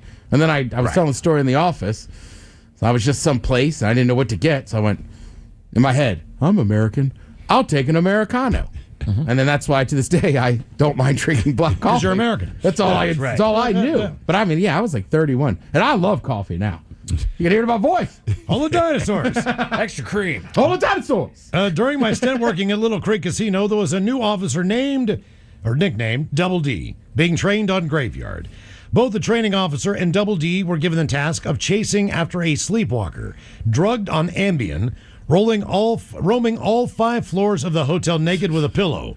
Talk about a hell of an introduction to security. That from Lydia. Good time. All right, I have a question for you. All right. If you're at a party, it's a big party. It has porta potties, right? There's that many people there. Yeah. And nobody's supposed to really be... Guys, don't go inside to use the bathroom, right? Yeah. Now, I have privilege at this house, so I was inside taking a shower. Okay. Cool. I did not lock the door. As I was entering the shower, the door opened. I kind of went, hey, somebody's in here. Now, this person tried to give me crap later in the afternoon, like, I saw your hairy butt. And I went, you're a grown man that went inside to pee. Who's in the right or wrong here? I think you're on the right. Yeah. Like, I should have locked the door, obviously, but I was Also, like... you're supposed to knock on the doggone door before you go to a bathroom. Right. If it's closed. Yeah. And it's common knowledge these people have 5 acres. You can pee outside. Just don't give me crap about the hair on my I thought back. they were going to wait till you get in the shower and then go use the bathroom. No, he just That was the my whole buddy. night he tried to give me crap about like, oh, I saw Ted's hairy butt. And this, and I was like, all right, I don't want to make fun of you, Hey. but like, what are you doing peeing inside with the kids? What No other- people inside with kids. Ted, when I lived with Chad, he wouldn't even knock on the door. I would be in the shower. I could not see him. We had a dark shower curtain. I would open up the shower curtain, and there he is taking a dump. Like, wow, my steamy ass, Right. Well, and what are you that- doing? When I lived with like 6 other dudes, we had that rotation. Sure. That's different though. Okay. We kind of had a rule. You had to know what each other's manhood looked like. Okay. Because it was just the one bathroom didn't work. So it's your penis. All right, It's okay, rules. you're in your club now. All right, look, if you want to move in, you got to sign this and show us your penis. I got to take a picture of it and put it up on the wall. There we go. Okay. That sounds bad, Yeah. but Yeah, it does. Go ahead, recover from this. Ted. yeah, we just had a rotation. One guy showered, one guy pooped, one guy shaved. Okay. And you would just kind of rotate. It was like volleyball. Show it to me now. Yeah. Okay, now you're in. I don't. And again, I hung out with too many people that played sports in college. Everybody's like, "Well, I know what his looks like." well, I gotta of see course yours. you do. Cool. That's just Humble brag. Place it on the scanner. I know what all these gentlemen's penis looks like. Well, that's why one year my roommate. I know what his day looks like. At man. graduation, when I took that picture with the disposable camera, when my buddy showed back up from Connecticut, he's like, "My mom saw your penis." And I'm like, "You don't know that's mine." He's like, "A, I know what it looks like. B, look at this picture." And I was like, "Damn it, that is me. That's my penis. I know what your penis. I know what it looks like. The brotherhood." Now we know. Oh my God. We were all on equal footing, Mike. right. That's well, we weren't, but we all at least lined up the same. Everybody on the table. God, that sounds awful. And you get the blue ribbon. One more email. Guys, when I used to work commercial construction, I was on a tower job, Emerald Towers in downtown Seattle. All right. I came on the job towards the end of the project, and during my orientation, my foreman was giving me the basic rundown of the rules and regulations, and at the end, he was like, "Oh, and at 7:45, make sure you're looking out the north side of the building, at the adjacent building across the street, level 6. Don't ask why, just do it."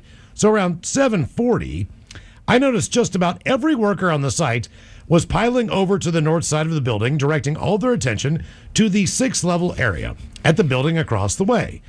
Then the clockwork. At 7:45, a woman appears in front of the window, wrapped in a towel, clearly just finished taking a shower. Then stands directly in front of the window and drops her towel, and proceeds to dry off and get ready for the day buck naked. Clearly, this woman knew what she was doing and had been doing so since the start of the job. So much so, the other workers on site knew way too much about this lady's daily routine. Also, she was banging hot. So needless to say, that was one of my favorite jobs that I worked on. Yeah, I bet it was. All right, coming up here at 5:08, we'll drink and toast with the shot of the day. But first, Now, the men's room wants to know who sucks less. hey, who sucks last? Time for Who Sucks Less. Stevie, bring us 3 stories from the news each and every week. They always suck. It's up to us to determine out of the 3 stories which one sucks the least. Now, if you happen to like KISW there on Facebook, the debate is already underway on Who Sucks Less. Yeah, let's start over in China, where a 19-year-old Chinese man barely survived the worst 4 months of his life after being seduced and then sold into slavery by a 17-year-old girlfriend. So Chinese media recently reported the shocking case of a young man in China who endured 4 months of captivity and torture at the hands of a scam ring in Myanmar after being lured into a trap by his teenage girlfriend. So the victim's sister claims that the two met at a local pool hall where the 17-year-old girl hung out in revealing outfits and wore counterfeit designer handbags to project an aura of wealth. Now, her brother was instantly drawn to her and hung on her every word when she bragged about her family's operation in Southern Asia, even though she never offered any proof. Now, she repeatedly tried to convince the 19-year-old to travel with her to the neighboring country for lucrative work opportunities, and eventually he accepted, despite his family's opposition. Now, in February of this year, the pair secretly traveled to Thailand, with his family learning about his whereabouts from his friends. Well, on their way back, while approaching the Thailand-Myanmar border, the 17-year-old girl made up a story about having to pick someone up close by and simply abandoned her boyfriend in the middle of nowhere. Shortly after that, a group of armed men approached him, took all of his documents and his mobile phone before taking him to a secret compound. When he was there, the 19-year-old, he was taken to a secluded camp. His head was shaved, and he was forced to sit in front of a computer 16 to 20 hours a day, carrying out scams against his fellow countrymen. Now, if he failed to reach his daily quotas, or if his efforts did not bear fruit, the young man faced severe physical punishment, including being hit with metal rods over his back and head. All right? Now, during his captivity, he lost about 25 pounds due to food deprivation, and due to the repeated beatings, he suffered permanent hearing loss. However, he turned out to be extremely bad at scamming people. So his captors decided he wasn't going to make them any money that way, so they decided to contact his family and ask for a ransom. So in June, his family managed to raise about $49,000 and secured his release. However, they say he lives in constant anxiety, basically PTSD. I don't have to explain why that is. As for the girlfriend, she was arrested after returning to China following a 10-day vacation in Thailand, and she now faces charges for her involvement in the victim's abduction by the scam ring. That is That's a lot. That is nuts. Now, we stay right here in the fine state of Washington, where a 19-year-old Washington state man, he's facing a kidnapping charge for trying to pull a female employee out of the drive-thru window at the Ladybug Bikini Espresso stand and into his vehicle. Investigators say that Ezekiel Guerrero, He drove to the 24-hour coffee shop earlier this month and placed a drink order with the female worker on duty. Business is located in Lakewood. You go ahead and act like you didn't know that if your wife's in the car. Now, while preparing his drink, the victim said she exchanged small talk with the customer who was wearing a blue hat, Dodgers jersey, and designer jeans. The woman said she handed Guerrero a clipboard with a receipt that needed a signature. And when he subsequently partially extended the clipboard back to her, she reached out to accept it. That's when he grabbed her by the arm and attempted to pull her through the window into his car. Now, she told cops that she braced her legs against the counter, which kept her from being pulled through the drive-through window. The victim was able to shut the window while the patron, quote, fled the scene. Now, when police interviewed the barista, they say she was frantic and appeared genuinely frightened, which makes sense because somebody just tried to abduct her. Anyway, the incident was recorded by security footage, and that showed Guerrero violently seizes the barista by the arm. The woman eventually breaks his grasp after tugging back and forth. She slid back into the window, slid the window shut. Now, Guerrero, who paid for his drink with a MasterCard in his name, he was eventually tracked down by the cops. He was arrested. Now, he confessed to detectives saying that he had been drinking alcohol and smoking weed before the incident, and that what he did was, quote, effed up. Claiming he did not intend to harm the victim, he said that he had been feeling sad and angry and isolated due to recent relationship problems with his former girlfriend, and that he went to the Ladybug stand just to see a pretty girl. Investigators reported that Guerrero recognized that his behavior was impulsive, denied having any anger or hatred toward women in general, and maintained that his conduct did not reflect his character. Although I would argue, I believe that it does. Wow. Yeah, hey, there's a lot today, man. Couldn't you also, like, if he's on video driving, he's like, I've been drinking and smoking weed. Right. That's the confession he wants to give him. You go, they're like, keep talking. You also paid with a MasterCard before you tried to kidnap someone. I mean, he's not the brightest bulb on the chandelier of life.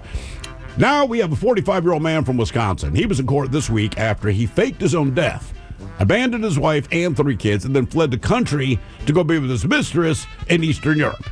Now, I even heard about this. It happened 1 year ago this month. Brian Bogwart, he made it look like he drowned while kayaking last August, but they never found a body.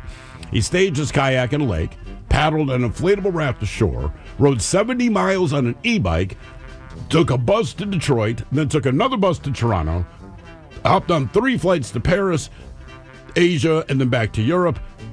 Turned out he'd been talking to a woman from Uzbekistan that he'd met online a few months earlier. Now, cops eventually found out he'd gotten a new passport, taken $375,000 life insurance policy, reversed his vasectomy so he could start a new family.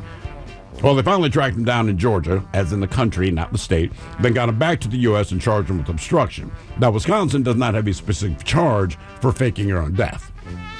He was facing up to only 9 months in jail, but he agreed to a plea deal that lowered it to just 45 days. Now, the good news is the judge rejected that deal and doubled it, or almost doubled it. They sentenced him to 89 days because that's how long he made his family think that he was dead. He also had to pay over $30,000 to cover the cost of the search and rescue. He said his sentencing, quote, I deeply regret the actions I did last night. I bet he does. Did that night, and all the pain that I caused my family and friends. By the way, his wife of 22 years, yes, she filed for divorce 2 days after he got back to Wisconsin. I bet she did. Yeah. Oh, hey, look, he's got 3 kids. Damn, man. Yep. That's insane. Wow. Okay, there's a lot to unpack. There's a lot going on here today, man. Oh, man. Oh, boy. Okay, I'm going to say that the guy in China, that probably, in my mind, sucks the worst because he was tortured. Oh, yeah. He's permanently deaf. Yeah. All that stuff. I'm glad the woman was caught. Man. Like I said, my personal opinion, the Wisconsin guy, as effed up as it was, sucks the least. He does suck the least on this because because the woman who was a barista was being attacked. Yeah. And almost kidnapped by a guy. Right. So, geez, a whiz. Yeah, Isn't the it guy who amazing? abandoned This his guy. family, wife, and 3 kids, fled to Georgia, wherever the hell he went, Uzbekistan. Starting at Uzbekistan and made his way to Georgia. And he sucks the least, in my opinion. And his family's better off without him at this point. I mean, that's a lot of trauma for the family. I but feel the it's worst like- for the kids. You think your dad is dead. Then you find out he's not dead. He just wanted to abandon your ass to go get some ass over in Eastern Wasn't this the same guy that got caught? Like, he was over there and somebody was like, what's the craziest thing you've done? Like a street interview. And he was like, oh, like I moved for my mistress or something. Are you serious? I'm almost positive that's how they caught him. Unless there's 2 guys that have done this. Good God, man. In this case, I am with you. I think he sucks the least. Ton of trauma for the family, but I mean, nothing good was going to happen to that girl getting kidnapped. No. Something horrible was going to happen. And then the first guy in China, something horrible had already happened to him. He seriously did a man on the street interview. I'm almost positive. If that were I me, could've got- craziest thing, I did a whip it. I mean, like, I'm not going to tell you what I've actually done. Correct. If that is, in fact, If that's what I've done. true, I could be falling for an internet hoax. Who knows? Man. God. Debate continues on Who Sucks Less. If you happen to follow KISW there on Facebook. All right, shot of the day's coming up. You're listening to The Men's Room.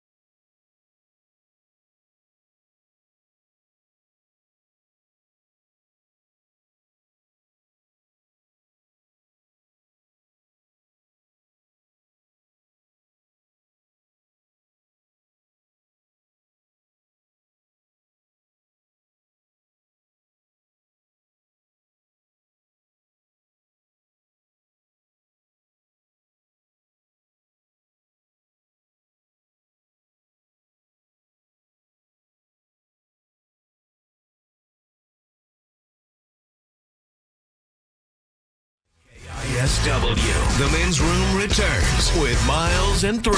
Coming up here at 5:08, we'll drink a toast with a shot of the day. And we do have your headlines on the way at 5:50. But first, quick check with Mike Hawk and some of the stories and headlines he is not working on. Well, thank you, Miles. A new study says, hang on. Oh, forestation has less potential to fix the climate than they had previously hoped. Yay. Cool. Yeah, So that's awesome. that's a good thing right there. A new study found that people with extreme political views, regardless of opinion, showed signs of heightened brain activity in fear and emotional processing regions when No watching kidding. a heated debate. You're telling me the ends of both sides are whack jobs? Yeah, pretty Man, much. It's kind of extreme, isn't it? Yeah. Mountain Dew. Mountain Dew. Extreme. Yeah. Heightened fear processing. Well, yeah. Yeah, because Because it works. Right. They scare you. Uh-huh. That's how it works. Well done. Fun times we're living in. People should be scared of raccoons. They should be. Little trash pandas. Yeah. That's Not real feed fair. them. That's right. Because it attracts skunks. Of all the animals, like really, dude. And it makes your neighbor mad. Because, like if it's a raccoon, if it's a coyote, anything else, you can open your door, you yell, you throw something. Right. The skunk's like, I'm going to spray the piss out of your house. Right. And then I'm going to run away. Right. Have some of Well, this. hey, look, my cousins, Spray your dog. my cousins up at Neptune's on Cape Cod, they got one that sprays their outdoor bushes every night. For what? Why? I don't know, but they figured out that's part of the problem is sometimes they think people have leftover fries or whatever and just kind of toss them. or they leave them on the ground. But the big issue is that they see them, but they don't know what to do with a skunk. You're not going to, it's going to spray you Right. if it feels Yeah. threatened. And I'm going to spray it with The buckshot. video that was a couple weeks ago, the guy that was he rescued the skunk out of either a skate park bowl. Yeah. He Oh, put it that with, guy. with a skateboard. Yeah, I'm just but I'm still I would not have done I'm not that. doing that. No. Because as soon as I get that mother up there, Yeah. I'm gonna be bathing in tomato juice. That's right. Little jerk. The average American second guesses nearly half of their daily decisions, according to a new study. There's nothing wrong with second guessing. Right. Just take a moment and Right. fully process. what Sometimes you she's wish going people would have second guessed before they make a statement. Yes. I think oftentimes it's just frustrating when it's little things, right? I knew I shouldn't have driven this way. Yeah, no kidding. Yeah. Or yeah. you're a dumbass and you got to watch the first quarter of a preseason game and then you're stuck in traffic 2 hours. I second Why did I guess do that? Or I second guess the line at the border. This is short. This will take the least amount of time. You're never going to get it right. No, you will never no. get the it right. longest line's the one that's going fast. I'm like, what is this guy doing in this booth? Right. That this guy's not doing in this No booth. kidding, dude. I'm just frustrated. And you're right. Sitting there security checkpoints, airport border, and they're always like, go down, it's quicker. And then halfway down, I'm like, I don't know, man. I don't know if I should keep walking. Right. I know, right? Is it quicker or is it shorter? And it's less of a problem for you. how do you know that? Right. You're standing here. You're here. This is 150 yards down the. No, there's one place in SeaTac where I believe them, and it's just kind of in the middle of the terminal where everybody comes into the airport. I believe them because their point is kind of like, look, 90% of the people that walk into the airport walking through those doors, and they go to this line. So they're always like, man, you can go to any other line. It is shorter. Do you know the one all the way to the left near the international terminal? Yeah. Okay, they moved it. It's gone. It's gone. Are you serious? I like you got to that get on the one. escalator. I did too. That was a pre-check. I know that's why I would go there. And I would park on that side of the garage just because I knew it was easier just to slide in there. Now it's gone. You got to get on the escalator. It's a bunch of crap. Doggone it. That's what I said, those bastards. I've looked at the last few You times. just got to get on the SeaTac escalator, turn around. Yeah, no. because it seems like one of the TSA guys or women listens to the show. Oh. I would say the last We got a couple 7 friends. times I've been. So they're talking to you while you're in line, man, and for whatever, as soon as you get up to do the security thing, they're a little more lax. Why aren't your shoes off? I'll be honest, I hate on SeaTac all the time. The last couple times I had Friday night flights, it was fine. It's not the employees; it's just the way that airport operates. Yeah. Everyone there is very nice. They're very cordial. They're very great. kind. And now but that they for got a some beer on reason- special, I'm like, It's great. Go, baby. Yeah. If you can find the dog line, I don't know if they're still doing that one, but they had a line, at least they did for a minute there. I haven't been to that line in a minute. A dog line. They have a dog that'll walk back there and they're sniffing for all the good stuff. Oh, okay. All right. I got you. I thought like a line of dogs, like they're going to. No. Actually, I was at SeaTac. I think it was like 2 years ago. It's right before either Christmas or Thanksgiving. So I mean, it's just packed. And where I'm sitting, because the security line is insanely large, so I'm like, let's just sit down and take a break before we even deal with this. Yeah. And there's a woman, she's kind of haggling, whatever her situation is, with the ticket agent, not at the gate, but when you first get there. And some with her baggage, but she had a bunch of luggage stacked up. And I'm not paying attention, but her luggage tipped over. And then I realized that on top of her luggage was her dog that was in the cage. So when this thing crashed down, and it was like, oh, God, man. That dog did not look happy. No, I bet not. I mean, like, oh, it's bad. I bet it didn't. Put your thinking caps on, boys. It's time for the Merriam-Webster word of the day. It is a T word, which is something of little something of little worth or importance. A T word means something of little worth or importance. I'm guessing. Yeah, that's pretty good. I'll just say titillating. Okay. I think he's right, so I'll say from Temu. Damn it, Miles. Now, Steve, you killed it with Oh, trivia. wow. I thought I was right there. I thought I nailed it. Yeah, I thought you did. I'm going to start doing that now. Jackass. Turns out baseball players return from injury quicker when their contracts are about to expire. You don't say. What? Wait, it's a game? You think Parsons will be healthy in Green Bay? That's right. No more back problems. I think he's getting an epidural. Yeah, is it? There you go. That's the big news. Okay. Epidural. I swear to God, there wasn't a lot of Miracle. action on Monday, and they were like, here's the report. Father, I'm cured. He might need an epidural. I'm like, Evil spirits come out. Ernest Angley's up there in Green Bay from the dead. Nearly half of in-person workers and 70% of remote workers have cried on the clock. Cried on the clock? Cried on the clock. Related to their job? I believe so, yeah. Wow. Or I don't know. I don't know if it's necessarily related to their job. I assume it is because they made that study, but... Yeah, I mean, I've gotten explosively angry. Yes, you have. I don't make any bones about that, but I've never teared up. Not terribly long ago, I believe you got I was going to kill somebody. Like, man. Yeah, somebody. Man. Oh, I physically went outside. I'm like, I must remove myself from the situation. I didn't even notice, dude. That's right. I was going to body someone. I'm going to go outside for a minute. I couldn't hear a thing. Even the morning show came out of the soundproof studio. Yeah. And I just let one rip, man, and their heads whipped around. I'm like, oh, they heard that. I went over and grabbed coffee. Taryn walks by. Is Steve okay? I'm like, yeah, he's fine. Don't worry. Getting it out of my system, buddy. Gents, we're descending. Gents, we are descending into fall, which means it's about time to dig through the attic to pull out decorations. But we wouldn't have to do as much digging if we just got rid of clutter, and that's what we're talking about today. The Top 10. all right. The Metro Top 10.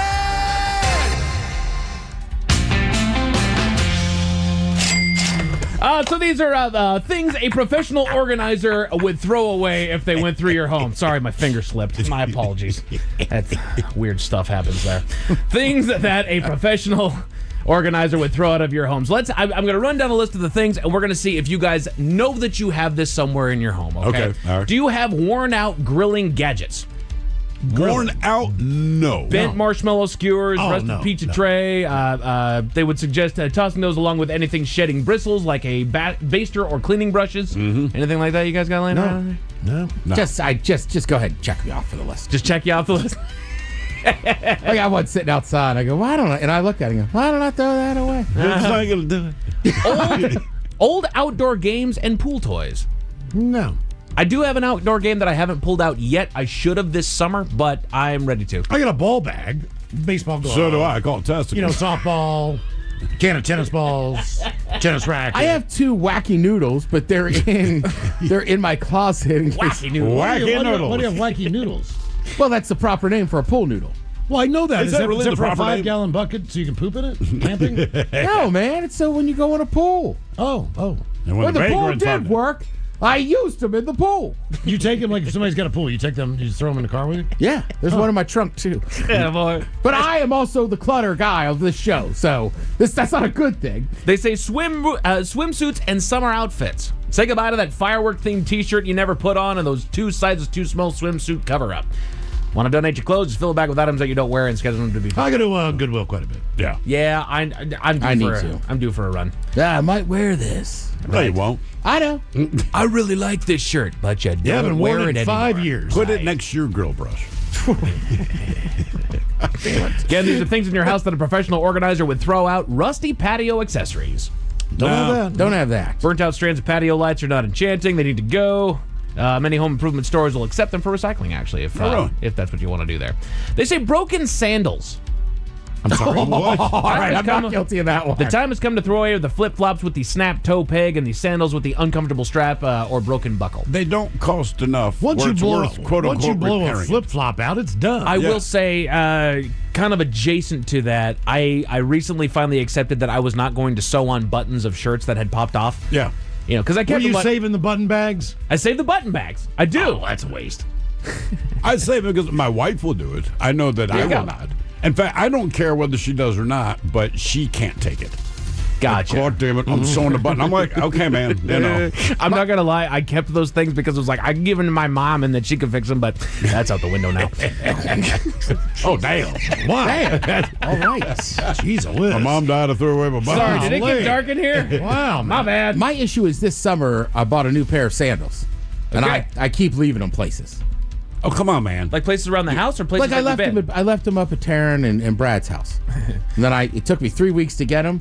Jumped to Lopez Island. They're still on Lopez Island. Oh, no. You're never going back there and getting those flip flops. I know. I want to call the guy and be like, just throw them out. But I hope they're having fun over there. Were they good sandals? Were they throwaways?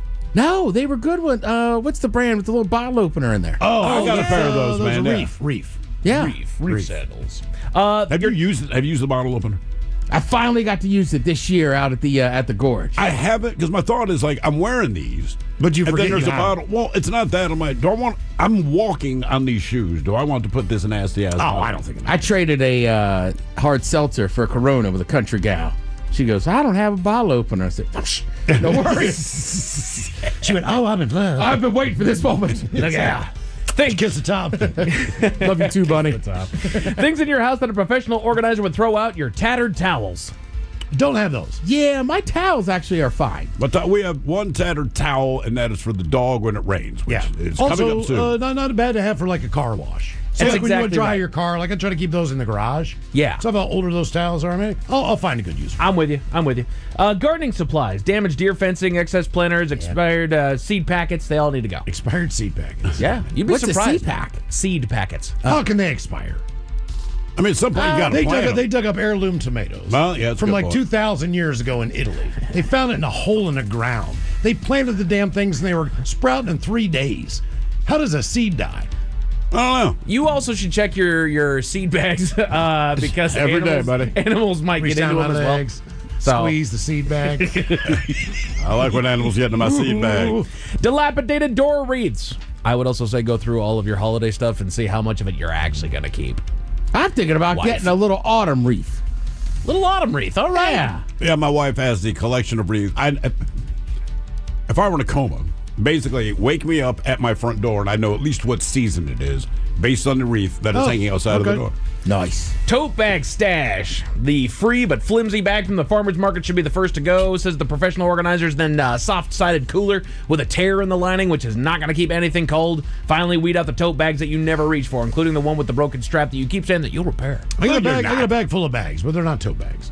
Yeah. They're like plastic bags, bags I can take to the grocery store. I got a lot of Trader Joe's bags in the back of my car that we just, quite frankly, don't bring in anymore. Do you use them at the grocery store? If we go to the grocery store, but a lot more we're just doing the, hey, if you could collect our groceries for us, I'll park out here, then you bring me my groceries. Okay. Well, Sherry, Taking the fun out of it. Like I said, You're fun. Ted treats a grocery store like a museum. Right. I mean, even stuff you have no intention of buying. Correct. You'll spend a heavy amount of time just investigating it. Ted also watches soccer, and I don't. when Sherry came here from Puget Sound Energy, she left those totes. Oh, yeah. So I took 2 of them, stuck them in my car. Now, when I go grocery shopping, I've been bringing those in. They're good bags. Yes. They're good bags. Just remember to take them back out to the trunk. Yeah. I've already done it once. Unknown freezer items. Organizing the freezer will make dinnertime madness a bit less chaotic, whether you want to maximize space in a chest freezer, eliminate freezer burn, or just better understand things in your freezer that you need to toss. Start by decluttering your space. Yep. There's a lot of freezer burn stuff in a lot of freezer burn fruit. That I'm literally going to do it Saturday morning before our event. There you go. Clean it all That's out. a living, brother. Well, I want to put some other frozen foods in there for Sunday football. Okay. That's the motivation. I got you. You're needing room. Yeah. Yeah, Ooh. I follow you. God, that's a good point. I'm just thinking I want to get something good for Sunday. Yeah. NFL, man. Yeah. Yeah. Things in your house that a professional organizer would throw out. Throw out your stained food containers. You know, just go glass next time. Yes. Yeah. Go glass for you, and get a plastic set for whoever You send the leftovers comes with. in your house. Yeah. Exactly. Books. says, so you've read that book club book. Now what? Unless you want to keep it for sentimental reasons or you like to reread the best books of all time, remember that moving a bunch of books is a pain. And I do that at least once a year. I don't even put the books that I read back on the shelf anymore. I put it on top of the bookcase so that I can then at the end of the year go ship them off to Half Price Books or something like that. Okay. Just get rid of. I'm not going to read them again. I don't do that. I've got a couple books that I've kept because I really enjoyed them, and I want to keep it because this is my book and I really enjoyed reading it. Other than that, get them out. I need that book, dude. You do. Yeah. Yeah. He told me Sunday he had a book for me. All right, what's the book? I could have sworn you. I said I need a new book for the light round. You're like, I got a book for you. I don't remember that at all, Ted.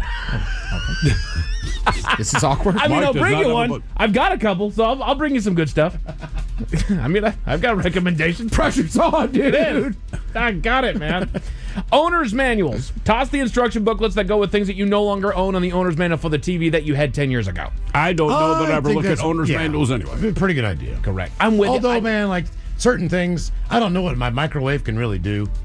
But do you care? Okay, well, Other than all right. cook my food. When's the last time you thumbed through it, Miles? Because even Never. like my oven, Never. there's this big instruction manual, and I guess there's a billion things it can do. I'm like, right, but and look, I'm sure that's great, but for me, I just want it to get hot, and I put food in it, so it can do that. Whatever else it can do means nothing. You really do need to read the car manual, though. Yes. Your owner's manual, I got to know somebody who has a very similar car to mine, and they did something. I'm like, what did you just do right there? And I'm like, do I have that? And then I went back to my car, and I'm like, I didn't even know what that button was for. I got it. I had no idea. Learn all the buttons in your Right. car. But then I'll leave you with this last thing that's in your house that a professional organizer would throw out, and I know that a lot of you have it right now within reaching distance, your donation bags.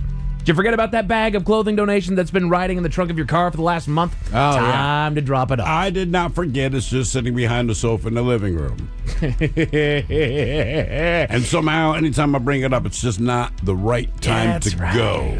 A man in Florida attacked a couple with bug spray, and you won't believe why, Miles. Why would bugs. someone attack someone with bug spray? Tell about it at 5:50. Thank you, sir. Headlines are coming up at 5:50. In the meantime, have we made it to drinking time? Somebody out there deserves to be recognized. And the men's room knows just who it is. So to you, we say, bottoms up, sailor.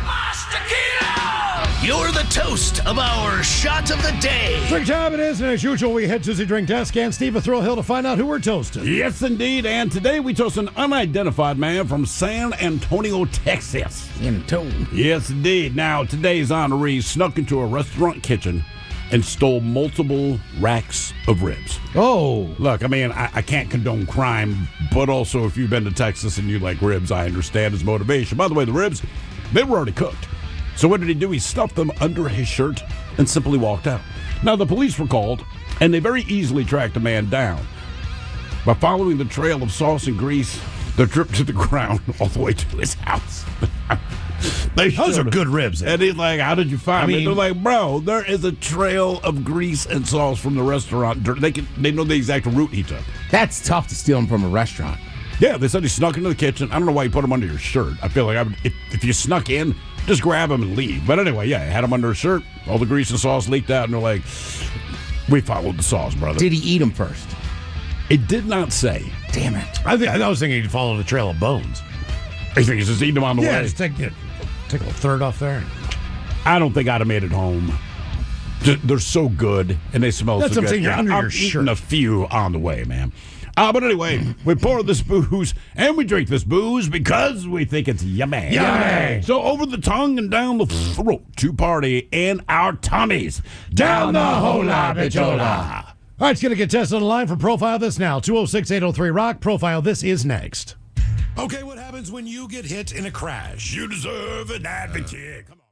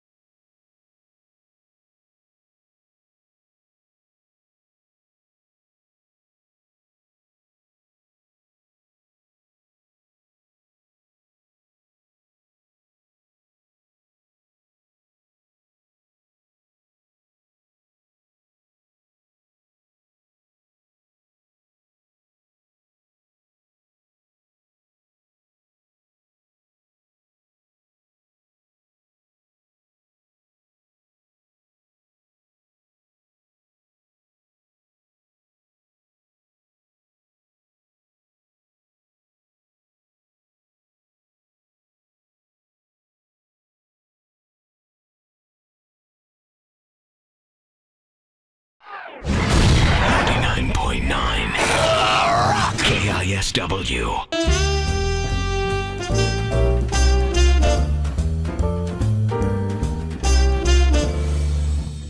Where the hell was that? That was a Slash show. At the Slash show, and I had to poop real bad. So I go upstairs. Is this going to take long? No, poop was short. It was a short poop. I said hello to Slash. I walked downstairs.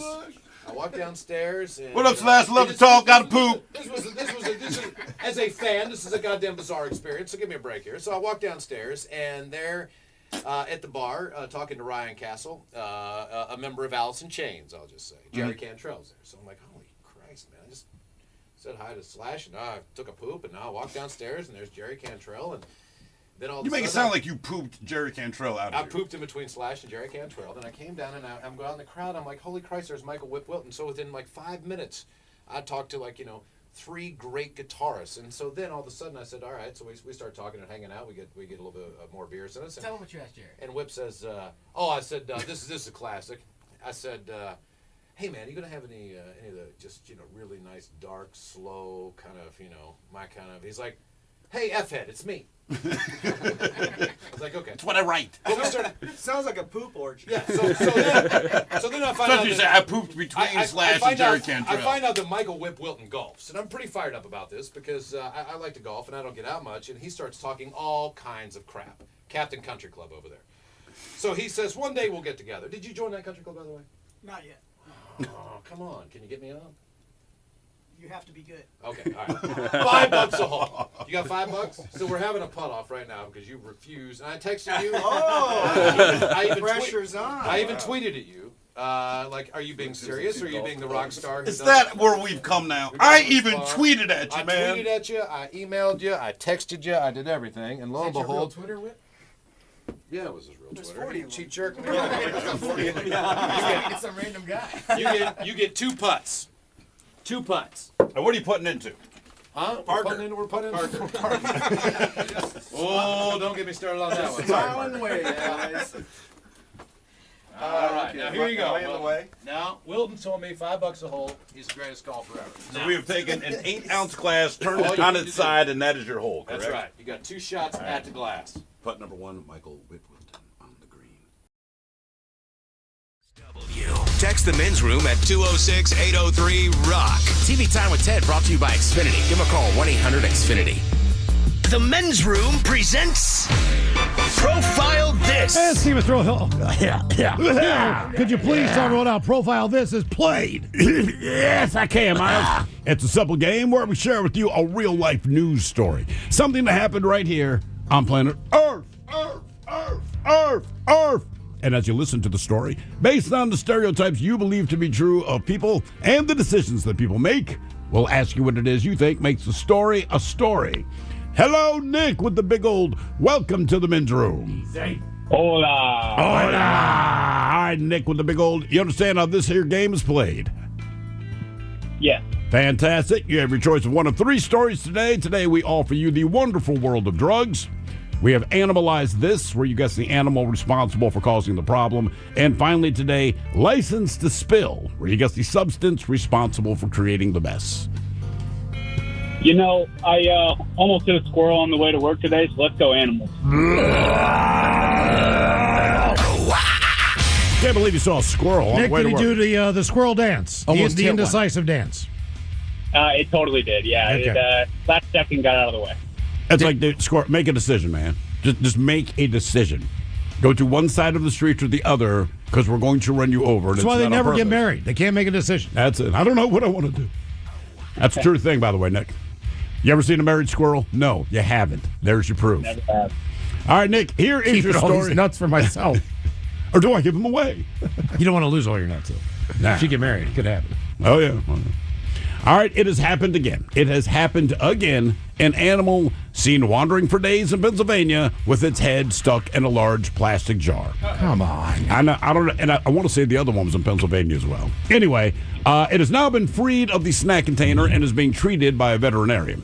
Now, Animal Rescue of Central Pennsylvania said on social media that volunteers were able to locate the critter around 3 o'clock this morning after she was spotted in a cornfield by a drone, just as you would expect. Now, the animal, who they now named Dallas, in honor of the drone pilot, Dallas Furman, he'd been wandering to York County for days with the plastic snack jar stuck over her head. She was first spotted in the area on Monday. Well, the Animal Rescue Group said, quote, Dallas is suffering from severe dehydration, is infested with ticks, and is clearly in distress. She's now receiving the urgent care she needs, and we're awaiting blood work to better understand her full condition. So the group is now raising funds to offset the cost of Dallas's care. And they finished, quote, we'll continue to share updates as she recovers, but for now, we celebrate a life saved and the power of people coming together for one animal. It's Pennsylvania. This is one of two things. It's either Utz, cheese balls. I'm guessing cheese balls. Or it's Snyder's pretzels. some kind of pretzel. Yeah. Yes, there's only two options. Right. Two options on the giant tub. You know, and they never specify what it is in the story. No, so that's the first thing that comes to my mind. What was in that tub that made that animal go, I want to stick my head in here and lick the inside? Cheese balls and pretzels. All right, so, Nick, the question for you is, what kind of animal, again, got its head stuck in a jar? Was it a raccoon? Was it a deer?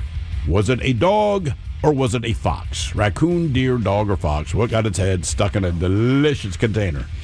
Did the story say, so they found it at 3 in the morning, was the animal awake and walking around, or was it sleeping? They don't say. They just say they found it at 3 o'clock this morning after she was spotted in a cornfield by a drone. Nick, I'm going to go with deer. Okay. It's cliche, but raccoon. I'm going raccoon. Okay. I have nothing to base this on. I think it's a fox. Fox. Foxy. What got its head stuck in the cookie jar there? Was it a raccoon, a deer, a dog, or a fox? We'll find out next. That was a tease. You are listening to the Men's Room.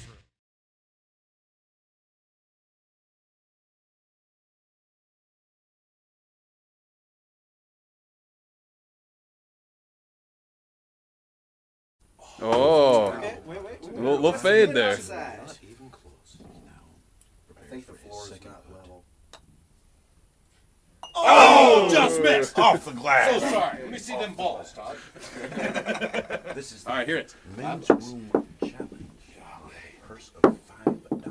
Montgomery just went. Practiced in here. No, I haven't. Montgomery just went in the woods and got really hot for his initial putt. See, compensation. Oh man! Just to the left. Damn it! Just to the left. Lines up for a second. Cat's ass.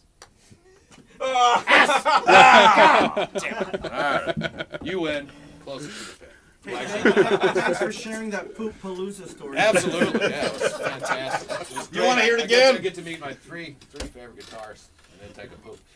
Queensrÿche, Saturday night, Heaven or Hell, KISW's Halloween Bash, Snoqualmie Casino. Guys, thanks so much for Hey, coming. are you guys dressing up?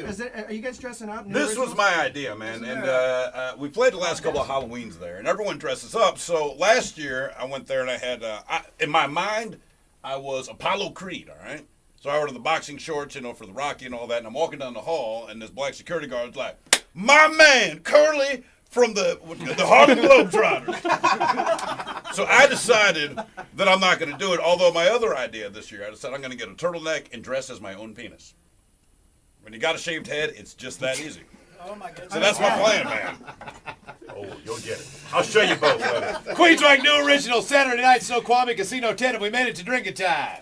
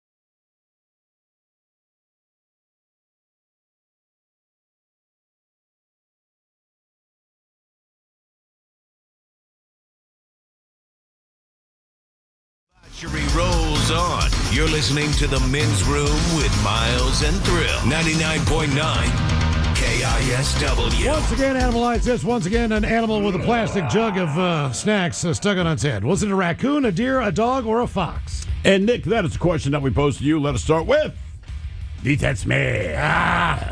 It was not a fox, I'm afraid. Miles, you went with the deer. I went deer. It is Pennsylvania. A deer. A female deer. Ray, a golden drop of sun. Nick, that leaves you. You went with the raccoon. It was not a raccoon. It was a dog? It was a dog. You've got to be kidding. Straight up dog, man. That's why they're spending so much money rehabilitating. That is exactly why. All right. Now, for all TV news all the time, it is time for TV Time with Ted. And now, because your pathetic life is confined to countless hours in front of a talking box, the Men's Room presents TV Time with Ted. All right. Your choices today. We got choices today. We're back. Oh, yeah. You got the Jimmies. Fallon and Kimmel. You got Seth Meyers. Colbert. Stephen. Or Ted Smith. Is it Ted or is it late night? It is right there. The title these guys have teams of talents and writers come up with their monologues each and every night. It is up to you to determine. Is this an actual late night joke and from whom? Or could it be a The Ted Smith original? UNC, that's North Carolina football coach Bill Belichick made his college debut. Debut. At only 6 years after his girlfriend made her college debut. Colbert. I hope that's you. Seth Meyers. UNC football coach Bill Belichick made his college debut at only 6 years after his girlfriend made her college debut. Damn, that's cold. But accurate. I mean, no, it's just math. Yeah. Right, he's like 70. She's 24. Yeah, man. Damn. People are talking about things. People are talking about special things they do with their significant other that are more intimate than sex, like putting together IKEA furniture, which is great, I guess, if you're into angry sex. Fallon. The Ted Smith. Smith. Yeah. Once you said angry, I'm like, yeah, that's a man who's put together IKEA furniture. Isn't everybody angry after they put together? Here's my thing with IKEA. I know they give instructions, but they always have like the that kind of character guy they draw. Yeah. He's always smiling. Yeah. That is not accurate. Right. Just have them like expletive filled so that you truly know what you're about to experience. Sweating all the damn time as he's just putting corkboard together. Yes. I'm just looking at it like, where are these three other screws supposed to be? Yeah, I know. Serenity now, insanity later. Well, and then they have, single-sided things. Like, they don't quite describe that to you. It's just like, oh, by the way, make sure that it's this way. Yeah. By the time you're done with it. Students across the country went back to school. I love meeting my kids' teachers because I can tell the exact moment when they go, oh, he will not be able to help with homework. Fallon. Well, guys, students across the country went back to school. I love meeting my kids' teachers because I can tell the exact moment they realize he will not be able to help with the homework. Yeah. Spirit Airlines filed for bankruptcy twice in 1 year. It's not good. Right now, their accountants are drunker than their pilots. Fallon. Yeah, I'll say Fallon. That's Fallon. Spirit Airlines just filed for bankruptcy for the second time in less than a year. It's not good. Right now, their accountants are drunker than their pilots. So Netflix has a new kind of one of their documentaries about Hurricane Katrina. All right. Now, obviously, everybody knows about it. We're celebrating, unfortunately, 20 years that it happened. And the Katrina thing, the way I remember it, unfortunately, is not the way it happened. And I think a lot of that happened.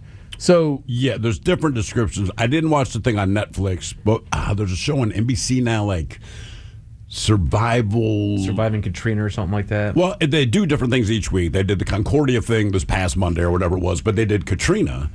And the thing I didn't realize, because they're talking to the people that survived it, they said it was not the hurricane. The hurricane was the hurricane. It was the levees breaching.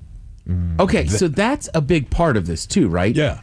Is that hurricane, but also these people. First of all, you got to understand, like most cities, right?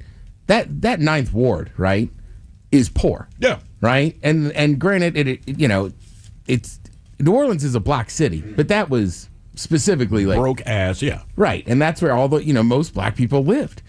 So when the hurricane's coming, you're right. They're like, everybody should get out, this and that. But there's a lot of things into it, right? Like, the mayor doesn't call for a mandatory evacuation. They kind of do it parish by parish. Right. And I see the lower Ninth Ward. It's parishes. But because they were like, well, we don't want everybody to panic.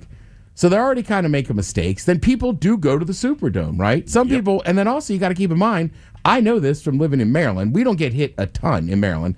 But people in North Carolina, or Miles' dad did it in Florida, like people, sometimes these storms miss or change direction at the last moment. So people kind of, you almost get numb to it. And I forgot, New Orleans had just had a huge one that at the last minute spun away. So they were kind of like, we've been through it before. Right. So some people just stayed. Some people go to the Superdome. That hurricane hits, it's bad, but you're right. Some people were leaving the Superdome, and they're already going back. And then those levees break. And that's when everything changed. Correct. That's what destroyed the city. Even some of the National Guard that had been there started to move out because they were like, oh, they survived the storm. Then those levees break. Most of the TV cameras and stuff French Quarter. They're in the French Quarter. That's the business district. They're not going to. So as those levees are breaking, they're hearing rumors, but nobody sees it. Right. The news isn't covering it because all the anchors from, it doesn't matter what channel, it could be the cable channels, the networks, they're all in the French Quarter going, well, it rained a little bit, but there's not a lot of damage. Sure. But at the time they're telling, and look, we don't know. We're just watching the news.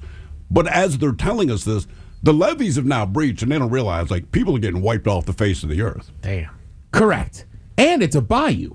So, right. I mean, there's fish in there. There's alligators, snakes, yeah, alligator. The main thing they kept bringing up was the snakes, though. Oh yeah, because they're in there. The water moccasins, this and that. Right. And then the other thing that you kind of notice is there's just this government stupid game between the mayor, the governor, and the federal government. Right. Where they keep blaming each other, but nothing's really getting done. Now things have gotten bad, right? Now you got people that have been in the Superdome for days. They've run out of water. It's springing leaks. This and that. There's one Army general they send down there, and I'm not going to try. I'm going to get wrong if he's a general or whatever.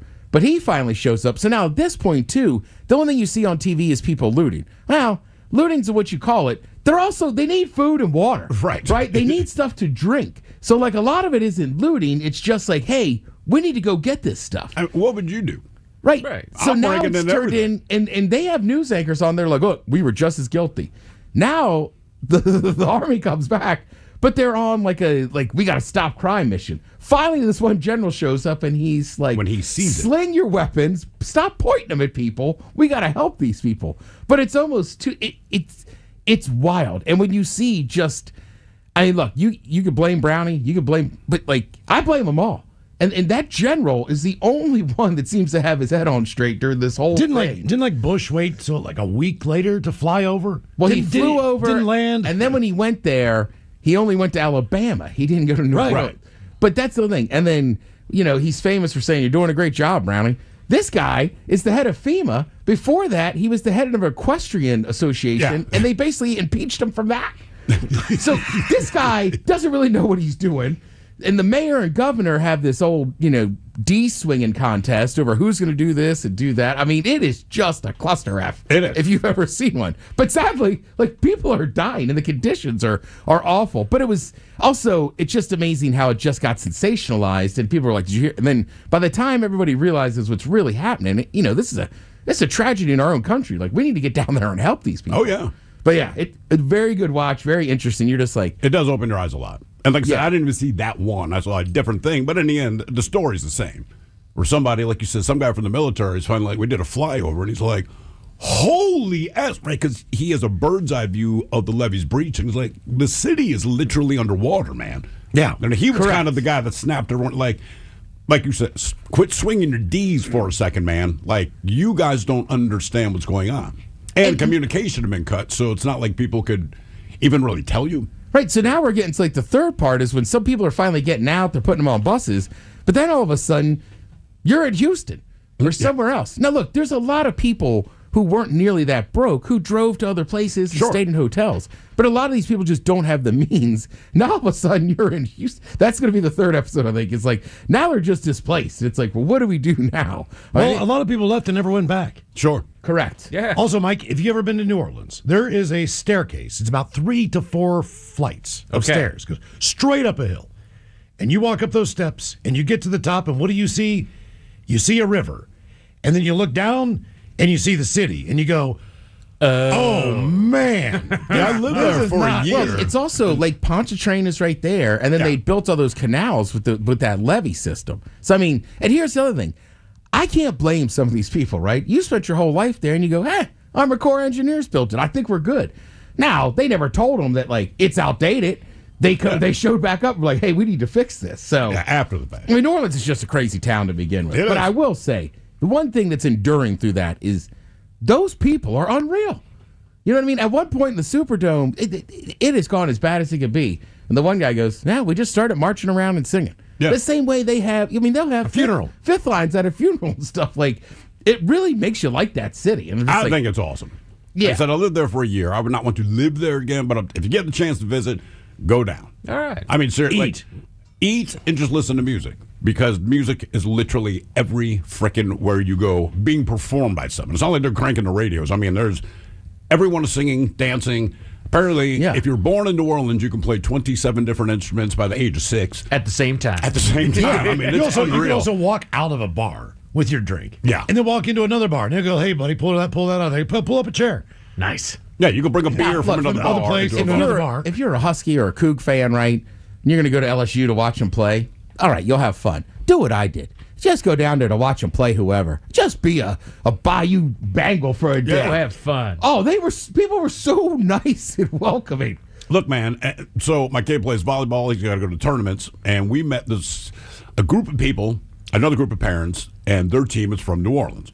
And New Orleans reps hard. I mean, they got sparkly everything. They constantly gave my wife like this disco ball sippy cup kind of thing that's full of booze, okay? Traveling. So we met them, I think we met them in Orlando. So fast forward about 6 months, or in another tournament, and this time, where was I just at? Orlando this time, right?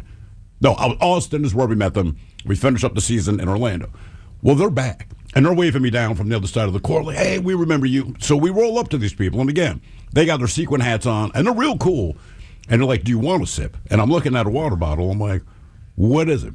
They're like, it's vodka. We're like, how did you sneak it in? And I won't explain what they did to sneak it in. They are unfreaking believable, man. So my wife and I, looks like we're just chugging Avion, and it's straight vodka. They got whiskey. They got stuff hidden in their hats.